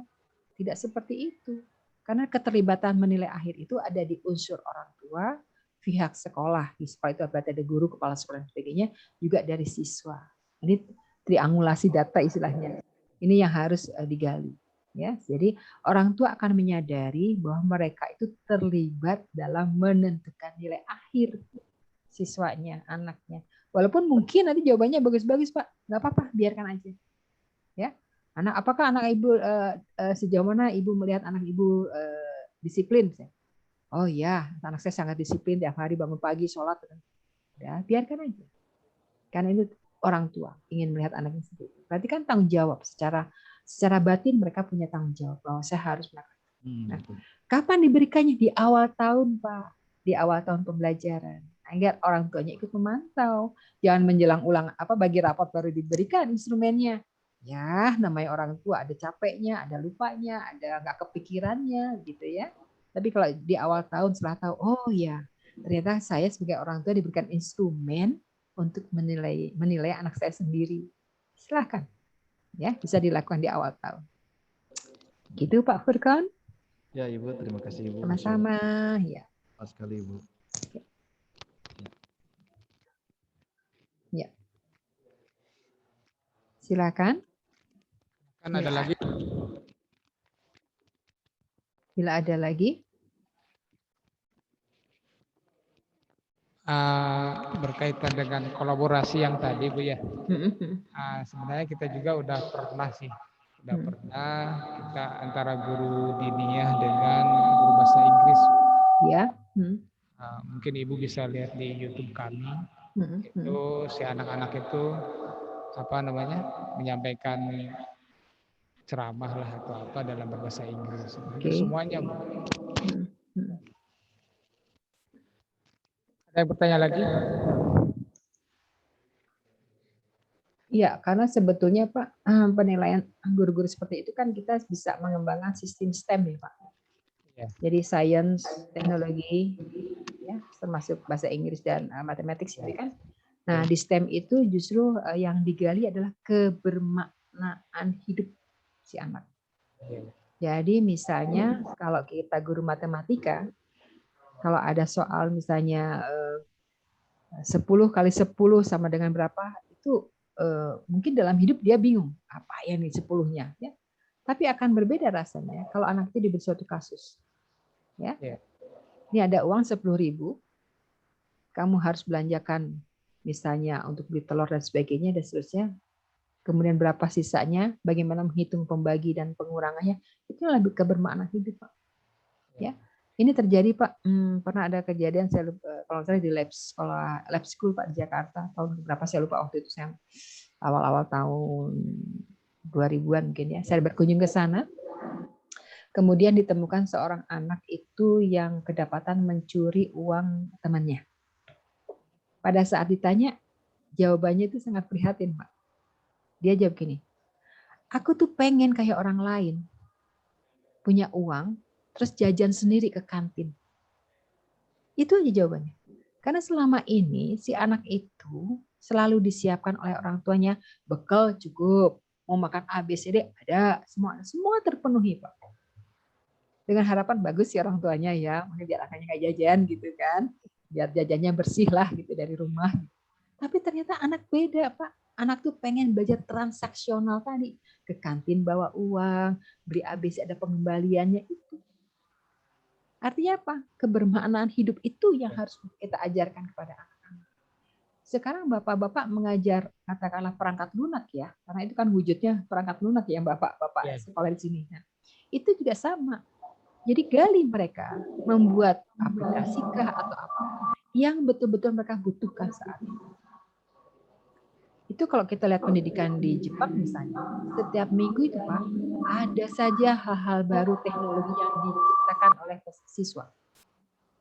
Karena apa? Gurunya bikin tantangan seperti itu. Dan itu jadikan nilai, project ya.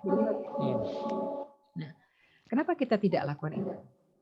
Hanya makin banyak tantangan itu kepada anak, makin banyak pula kita akan mendapatkan suatu inovasi-inovasi baru yang betul-betul anak buat sesuai kebutuhan.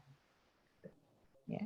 Ini yang contohnya ada di SMK Negeri 1 Cilengsi itu dari IoT ya Pak. Jadi sejauh mana mereka menciptakan misalnya masuk rumah jam sekian lampunya redup ya pakai timer gitu ya, atau pakai suhu tubuh kita pada saat masuk rumah tiba-tiba lampunya nyala, seperti itu sudah dibuat ya. Kemudian papan tulis itu akan otomatis menghapus layar itu dengan perintah dari jauh dan sebagainya, itu sudah dilakukan ya. Termasuk bagaimana kalau di SMK Medland itu mereka menciptakan ini Pak keran air wudhu itu mengucapkan bismillah dia ngocor gitu ya. Itu kan kehidupan sehari-hari yang dibutuhkan ya. Bagaimana teknologi di pertanian pada saat petani yang luas sekian puluhan hektar itu tidak harus menyiram setiap saat tapi pakai timer, dan perintahnya itu cukup dari orang yang pusat di Jakarta. Jam berapa dia akan disiram, jam berapa dia akan diberikan perlakuan untuk tanaman, itu dilakukan. Itu siapa yang bikin anak-anak SMK? Nah, saya yakin di Pak Andri pun ada, sudah lakukan itu. Ya, jadi tapi itu tadi Pak, sosialisasi hasil mereka itulah yang harus Bapak angkat. Gitu. Ya, anak-anak kita ini hebat, punya potensi. Tapi hasil karya mereka itulah yang harus mulai dipasarkan. Dengan cara apa? Bikin patennya dulu, Pak. Saya pernah ikut webinar itu dengan Pak Puan pada saat saya jadi narasumber berkaitan dengan hak paten. Saya katakan pada mereka, anak-anak kita ini, anak-anak SMK itu luar biasa. Banyak karyanya. Tapi sejauh mana produk mereka itu tidak dicontek oleh orang lain gitu. Jadi kita nggak punya apa-apa, Pak. Ya. Kenapa saya bicara seperti itu? Karena ada satu perusahaan, saya lupa namanya, perusahaan itu hanya merangkul SMK, mengadop hasil anak karya SMK, dan mereka yang jual. Saya bilang, anak-anak saya dapat apa? Sekolah saya dapat apa? Enggak dapat apa-apa, cuma nama baik doang. Itu yang terjadi. Siapa yang diuntungkan? Ya perusahaan itulah yang bisa menjual produk kita. Nah, itu yang terjadi, Pak. Ya.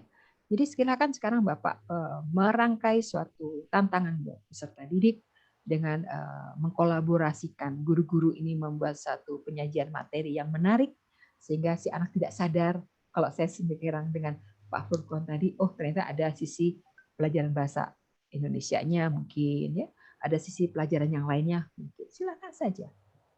Karena tuntutan secara administrasi, anak-anak harus punya itu nilai bahasa Indonesianya, bahasa Inggrisnya, matematika, seperti itu kan. Tapi kalau kenyataannya Bapak dalam hal ini persentase pembelajaran hanya produktif saja, silahkan, tidak ada yang melarang. Hanya imbangi pelajaran yang lain dengan modul-modul, sehingga siswa bisa belajar di saat tidak harus di kelas. Tugas-tugas selalu ditagih oleh guru, selalu dinilai oleh guru, silahkan. Itu yang sebenarnya diminta sekarang, Pak. Jadi dari kementerian pun sekarang istilah membebaskan guru itu tadi. Bahkan kurikulum juga sekarang sudah mereka, kalau Pak Andi tadi anak-anak tuh 3 bulan belajar bahasa Inggris dan seterusnya, itu udah jauh lebih baik, Pak. Sedangkan kementerian itu baru menyuruh sekarang. Jadi sekolah-sekolah SMK itu sekarang diperbolehkan narik semua pelajaran bahasa Inggris itu di awal. Padatkan semua bahasa Inggris itu di semester pertama. Ya. Pada semester kedua, mereka baru dijuruskan. Jurusan A, B, C. Apakah mereka belajar bahasa Inggris lagi? Enggak. Karena penyampaian materi udah pakai bahasa Inggris. Mereka langsung praktek. Itu yang terjadi sekarang. Tuntutan sekarang seperti itu. Jadi kalau pesan Pak Gatot itu, pokoknya kuasai bahasa. Pokoknya anak-anak itu kuasai bahasa. Itu yang dilakukan.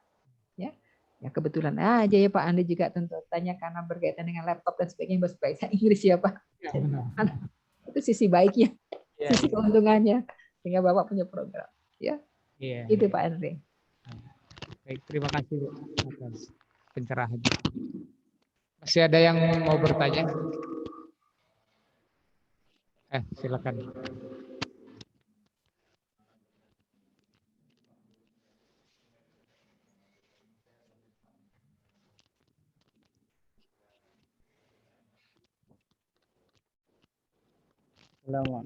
Cek. Ya. Assalamualaikum warahmatullahi wabarakatuh. Waalaikumsalam warahmatullahi wabarakatuh. Perkenalkan, nama saya Dedi Hidayatullah. Ya. Jadi berangkat dari tadi yang Ibu ulas tentang sistem pendidikan nasional ya, bahwa guru itu kan sebagai tenaga profesional yang mana merencanakan, kemudian melaksanakan, mengevaluasi. Nah, saya kan juga sebagai wali kelas. Nah, ada temuan-temuan yang mana para guru ini masih berasumsi bahwa nilai siswa itu didapatkan ketika UAS saja. Kemudian kalau kita perhatikan dari RPP itu kan juga ada penilaian sikap dan juga pengetahuan. Mungkin bisa 50%, 50%. Nah, bagaimana menyadarkan supaya guru itu bisa profesional di dalam memberikan penilaian seperti itu, Bu? Ya, baik. Ya, baik. Terima kasih, Mbak Dedi. Ya, betul Bapak-Bapak. Jadi kita itu sebagai guru dalam proses penilaian tidak cukup hanya ketemu dengan angka. Karena kita juga harus menilai sikap. Ya. Nilai sikap memang yang dikeluarkan itu nantinya oleh guru agama. Ya. Tetapi masukannya dari kita para gurunya. Ya. Misalnya Bapak mengajar di kelas A, nilai sikap itu dinilainya kapan? Setiap Bapak bertemu dengan mereka. Ya, harus sadarkan itu. Itu ada kolomnya Pak, ada kolom penilaian sehingga Bapak itu kalau lihat tabel penilaian guru, itu kan ada ulangan 1, ulangan 2, ulangan harian, ulangan tengah semester dan seterusnya, ya. Di sampingnya itu ada nilai sikap. Nah, nilai sikap itu yang harus dilaporkan ke guru agama, ya. Nah, ini yang harus Bapak Ibu guru tahu karena tugas itu ada di benak kita, Pak, selaku guru profesional. Ya. Bagaimana kita menyajikan nilai itu nilai utuh. Tidak cukup hanya nilai dalam angka. Ya. Justru yang harus sadari kemudian adalah siswanya. Siswa itu harus tahu kalau sikap mereka itu dalam pantauan gurunya. Yang terkadang mereka berperilaku seolah-olah mengabaikan hal itu.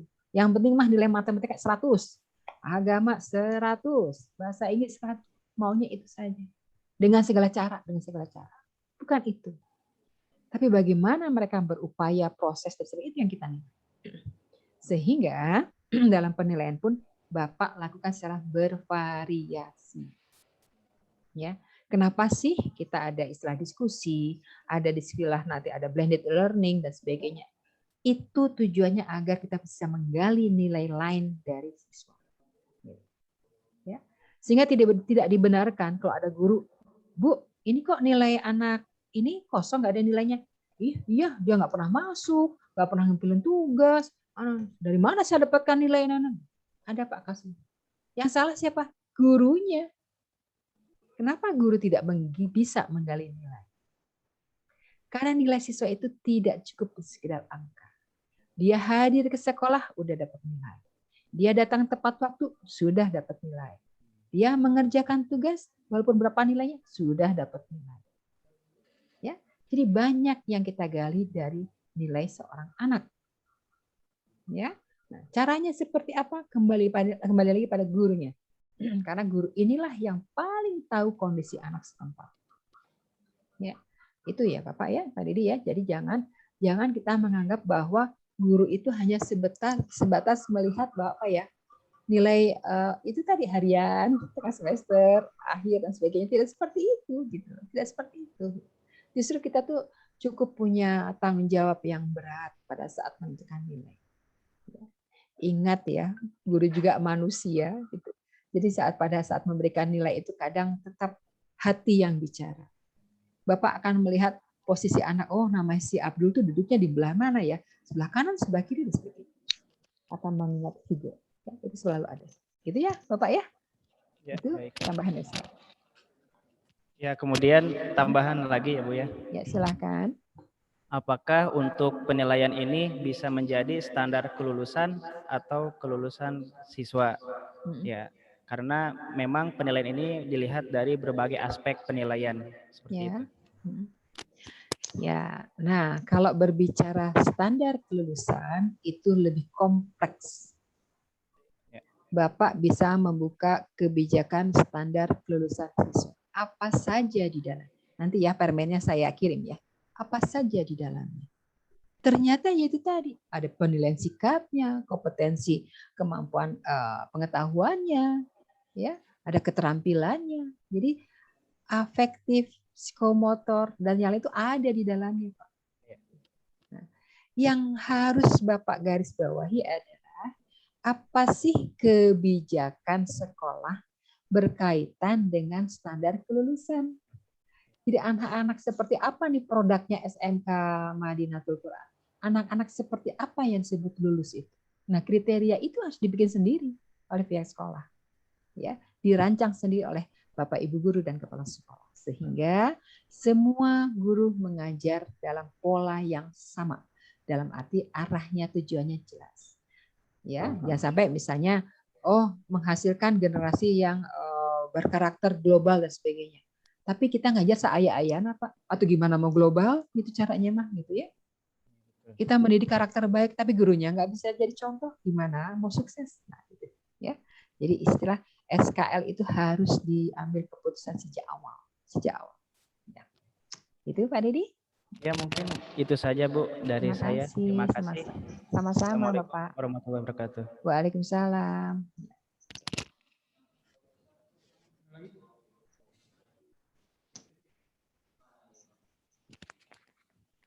Ada lagi?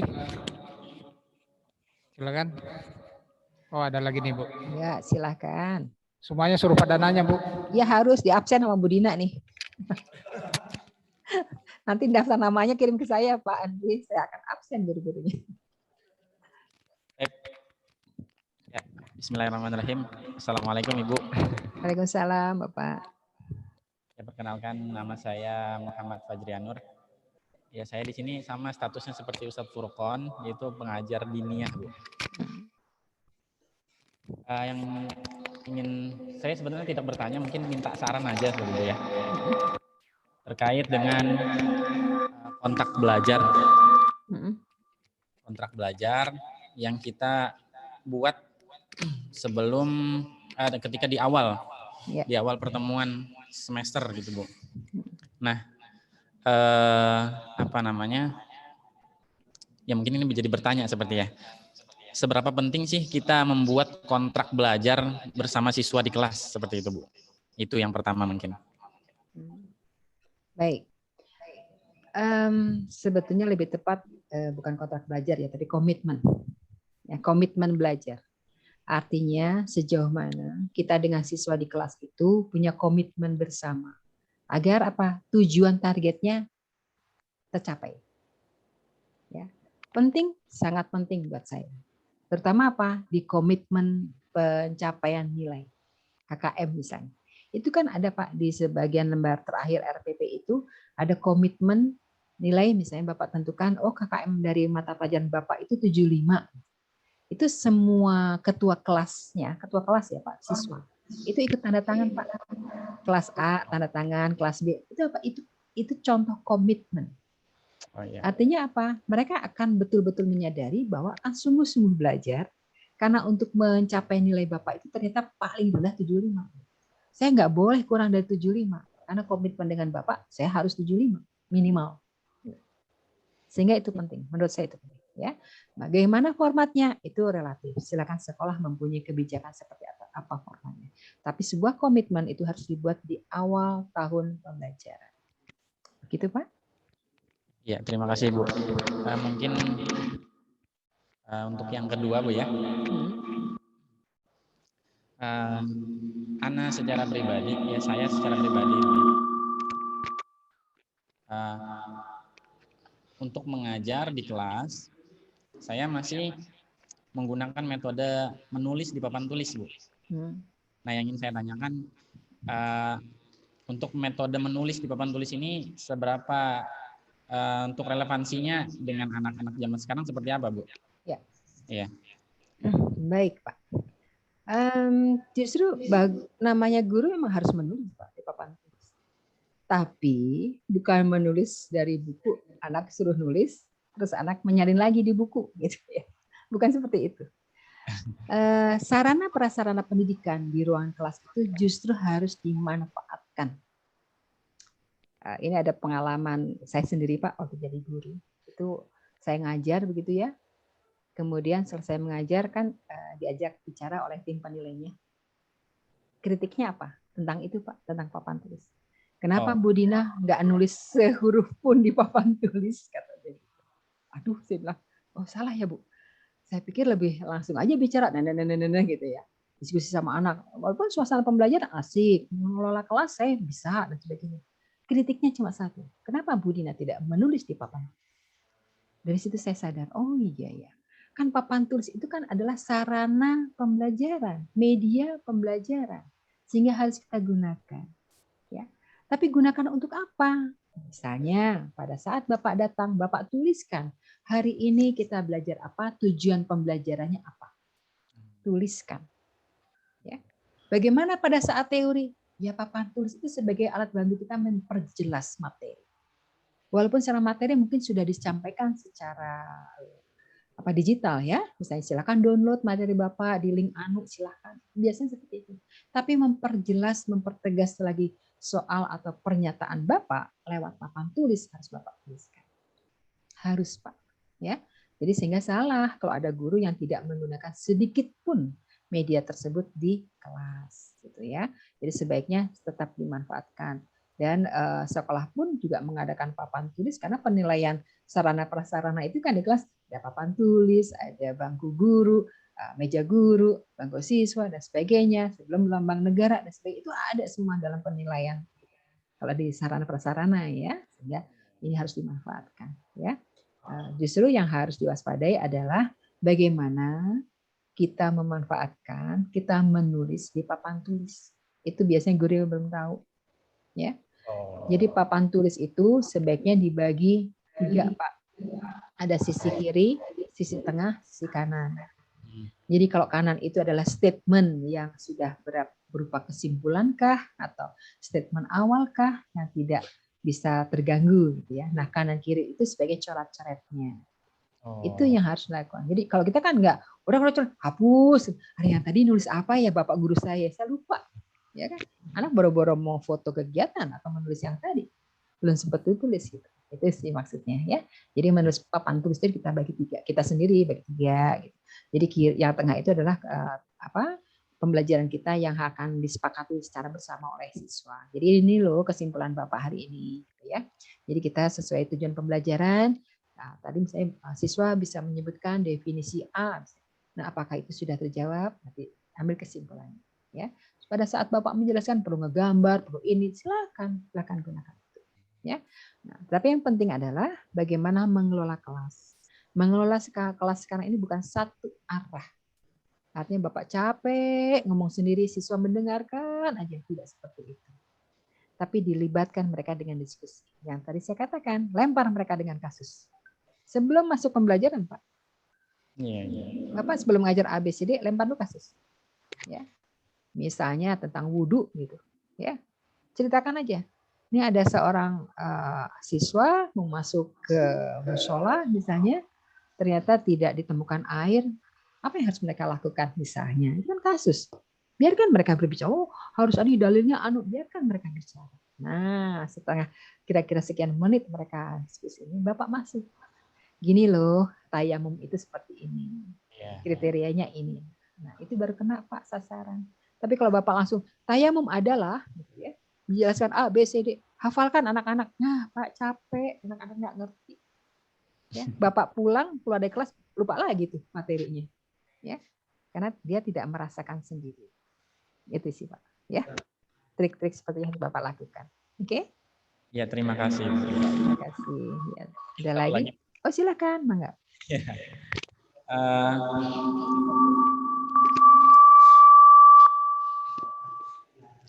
Terkait penugasan Ibu. Penugasan karena saya kan mengajar diniyah ya, jadi interaksi kita bersama media seperti komputer dan seterusnya itu sedikit, Bu. Ya. Itu. Nah, bentuk penugasan seperti apa yang bagus? Apakah via seperti kirim email atau mereka tulis tangan sendiri, Bu? Karena Ana secara pribadi ya melihat fakta di lapangan ketika kita buat tugas via email itu mereka bisa copy paste ya. dari temannya atau dari Google seperti itu ya. Terus jika kita penugasan dengan tulis tangan ya beberapa anak yang mungkin sebagian besar ya 90%-nya tulisannya susah dibaca gitu. Jadi bagaimana kita untuk penugasan yang baik untuk anak-anak seperti itu. Ya. Terima kasih. Baik, terima kasih Pak. Ya, ini unik juga sebetulnya. Dari teknologi kita dimudahkan, gitu ya. Anak kirim email. Tapi anak kita lebih pintar Pak. Itu ngapain capek-capek ya? Googling aja, copy paste yang beres, nilai terkumpul. Gitu ya. Apakah itu salah? Ya enggak lah. Anak itu sudah lakukan semaksimal mungkin. Gitu ya. Tapi kan yang Bapak ingin tanyakan adalah inginnya sih gitu kan jawaban anak itu betul-betul pemikiran anak gitu ya, betul-betul nggak hanya copy paste dan sebagainya gitu kan Pak. Sehingga pada saat Bapak disuruh nulis kenapa tulisannya jelek, ya bukan berarti menyalahkan, artinya itu kemarin anak waktu di SMP nggak nulis apa enggak gitu kan, waktu di SD mereka penilaian berapa sih gitu ya. Saya pun demikian, jadi sulit membaca tulisan anak zaman sekarang, tapi tidak ada salahnya kalau untuk menuangkan tugas-tugas berupa tulisan. Nah, bagaimana yang lebih tepat adalah kombinasi, Pak. Artinya pada saat tugas itu kelompok, ya, silakan anak itu menyajikan dalam tulisan. Tentunya mereka memilih dong di antara mereka yang tulisannya rada bagus, gitu ya. Tapi mereka menulis, mereka berpikir, tidak nyontek-menyentek, gitu kan? Tapi pada saat tugas perorangan, silakan Bapak ambil kebijakan untuk mengirim email dan sebagainya. Itu diperbolehkan ya, dan akan memudahkan Bapak juga. Yang penting Pak, justru Bapak harus lakukan penilaian tepat waktu pada saat Bapak memberikan tugas. Jangan terkesan bahwa udah ngumpulin tugas gak ada nilainya. Udah ngumpulin tugas buktinya tetap aja di meja Bapak gurunya tuh numpuk bukunya. Tidak seperti itu.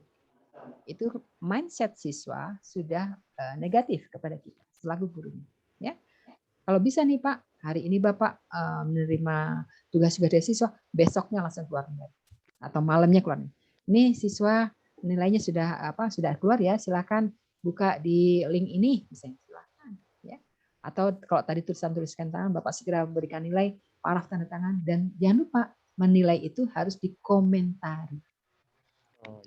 Misalnya tugas kelompok saya nilai oleh Bapak 80. Bapak itu selain memberikan nilai 80, di sebelahnya Bapak komentar. Ya. Coba ditelaah lagi misalnya, telaah lagi Bapak Anu. Ya. Coba rapihkan tulisan apapun lah, silakan harus ada komentar. Itu yang benar. Jadi jangan nilai 80 tanda tangan, 80 paraf, bukan beres, tidak seperti itu. Tapi ada komentar guru. Ya. Walaupun sedikit. Gitu. Ya, Pak. Terima kasih, Ibu. Sama-sama. Assalamualaikum. Waalaikumsalam warahmatullahi wabarakatuh. Baik, Ibu. Terima kasih. Sepertinya udah kurang lebih mayoritas sudah bertanya nih, Bu. Iya, kalau 20 orang yang hadir tadi sudah ada setengahnya ya, Pak. Iya. Iya. Berarti ini guru-guru juga dari mana, Pak? Mereka kan boarding juga ya? Ya, ini guru-guru itu ada yang dari Padang, ada yang dari Kalimantan, ada yang dari Sukabumi, sisanya Jabodetabek. Wah, jauh-jauh juga rupanya ya. Iya. Dan mereka di dalamnya semua boarding ya, gurunya. Boarding. Kebetulan kan guru-guru di sini tuh baru mayoritas di bawah 30 tahun, Bu. Wih, sangat-sangat muda. Iya. Potensi luar biasa nih Pak Andri ini, orang-orang seperti ini. Iya, di bawah 30 semuanya. Saya aja yang paling tua, Bu. Paling tua teh berapa? Coba sebutkan. 44. Aduh, ya masih tuaan saya atuh ya. Senior, Bu, bukan tua, Bu. Senior. Iya. Iya, ini potensi Pak Andri. Justru anak-anak muda seperti ini yang biasanya lebih kreatif ya, mau mengungkapkan apa yang dia mau gitu ya. Hanya pihak sekolah memberikan peluang dan sarana dan kesempatan ya. Itu saja. Karena kalau saya lihat guru-guru muda itu pada saat diberikan keran untuk berekspresi, mereka sangat luar biasa. Tapi saya juga temukan ada sekolah yang guru-gurunya masih muda, tapi terbelenggu dengan kebijakan kepala sekolah yang terlalu kaku. Hanya mereka ketakutan Pak yang ada. Jadi patuh semu ya, kepada kepala sekolah itu patuh semu. Padahal di belakang pada ngomongin itu kepala sekolah. Kan itu tadi, aduh serba nggak boleh, mau ke sana nggak boleh, mau itu nggak boleh. Sehingga mohon diberikan peluang kesempatan, mereka meningkatkan sumber daya dirinya, kesempatan ikut diklat atau magang atau apapun itu. Ya. Kita sering nawarin, Bu. Tapi gurunya nggak mau. Ya kadang ada yang mau juga sih. Harus mau, kalau nggak mau dicubit aja Pak. Karena kesempatan ya. Jadi sekarang ini justru orang lain mah ngerengek Pak, pengen dikirimkan diklat, pengen ikut pengen ikut ini. Ya. Kalau saya sih buka keran lebar-lebar Bu, untuk pengembangan SDM ya, SDM guru. Iya, itu. Ya kebetulan kan yayasan juga mendukung gitu. Ya bagus Pak, kesempatan yang luar biasa itu. Kalau memang yayasan mendukung itu harus kita manfaatkan dengan baik ya. Artinya betul-betul kita bisa mengembangkan tidak hanya fisik bangunan sekolah saja, tapi SDM di dalamnya.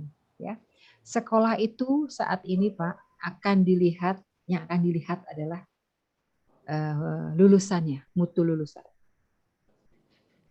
Jadi kita jangan berbangga hati. Kalau anak-anak kita lulus 100%, sambil mereka itu di luar banyak nganggur. Itu suatu bukan prestasi namanya. Tapi disebut prestasi itu, jumlah siswa itu yang tadi lulus 100%, mereka semuanya ada yang bekerja, ada yang melanjutkan, yang penting nggak nganggur lah. Itu baru hebat. Jadi kami ini Pak sekarang mengukur SMK seperti itu. Bagaimana dengan sarana-prasarana dan yang lainnya? Tentunya mengikuti. Jadi yang namanya lulusan bagus itu tentu disupport oleh proses pembelajaran yang baik. Proses pembelajaran yang baik tentu didukung oleh kebijakan manajemen sekolah dan di dalamnya ada sarana dan prasarana. Ke arah sana, ya. Jadi guru-guru hebat juga nggak akan cukup terlihat hebat kalau alumni-alumninya masih banyak yang nganggur. Ya. Kepala sekolah atau manajemen sekolah juga belum bisa dikatakan hebat, gurunya juga belum bisa disebut hebat. Ya, hebat dalam arti sini luas ya, tidak hanya SDM-nya saja, karakternya, prestasinya. Ya, jadi sekarang silakan munculkan guru-gurunya harus ikut lomba, ikut diklat, ikut magang dan sebagainya ya. Jangan terdengar berita anak-anaknya aja yang juara nih, karena prestasi anak-anak Bapak luar biasa, gitu ya. Itu yang saya tahu. Iya. Iya baik. Terima kasih banyak Ibu. Sepertinya udah mau jam 11 Bu. Ya, baik. Mungkin ada pesan terakhir dari Ibu buat sini barangkali. Ya. Baik. Saya dikasihkan ke moderator. Ya, baik. Terima kasih Pak Andri. Ya, bapak-bapak guru yang hebat yang luar biasa dari SMK Madinatul Quran. Saya ingin menitipkan satu, berperanlah menjadi guru seutuhnya dalam arti baik dari soft skill, hard skill, kita harus secara profesional. Ya, jangan berbangga diri menjadi guru, tetapi guru itu tidak menjadi figur. Kita harus sadari kita langsung tidak langsung akan menjadi contoh buat siswa kita. Sehingga tolong titip berkaitan dengan soft skill. Bagaimana dengan hard skill-nya? Bapak harus mau belajar. Manfaatkan waktu, manfaatkan peluang untuk terus meningkatkan diri. Sehingga kita layak disebut guru profesional. Gitu ya Bapak-Bapak semuanya. Demikian Pak Andri. Baik, terima kasih. Sekarang waktu saya kembalikan ke moderator.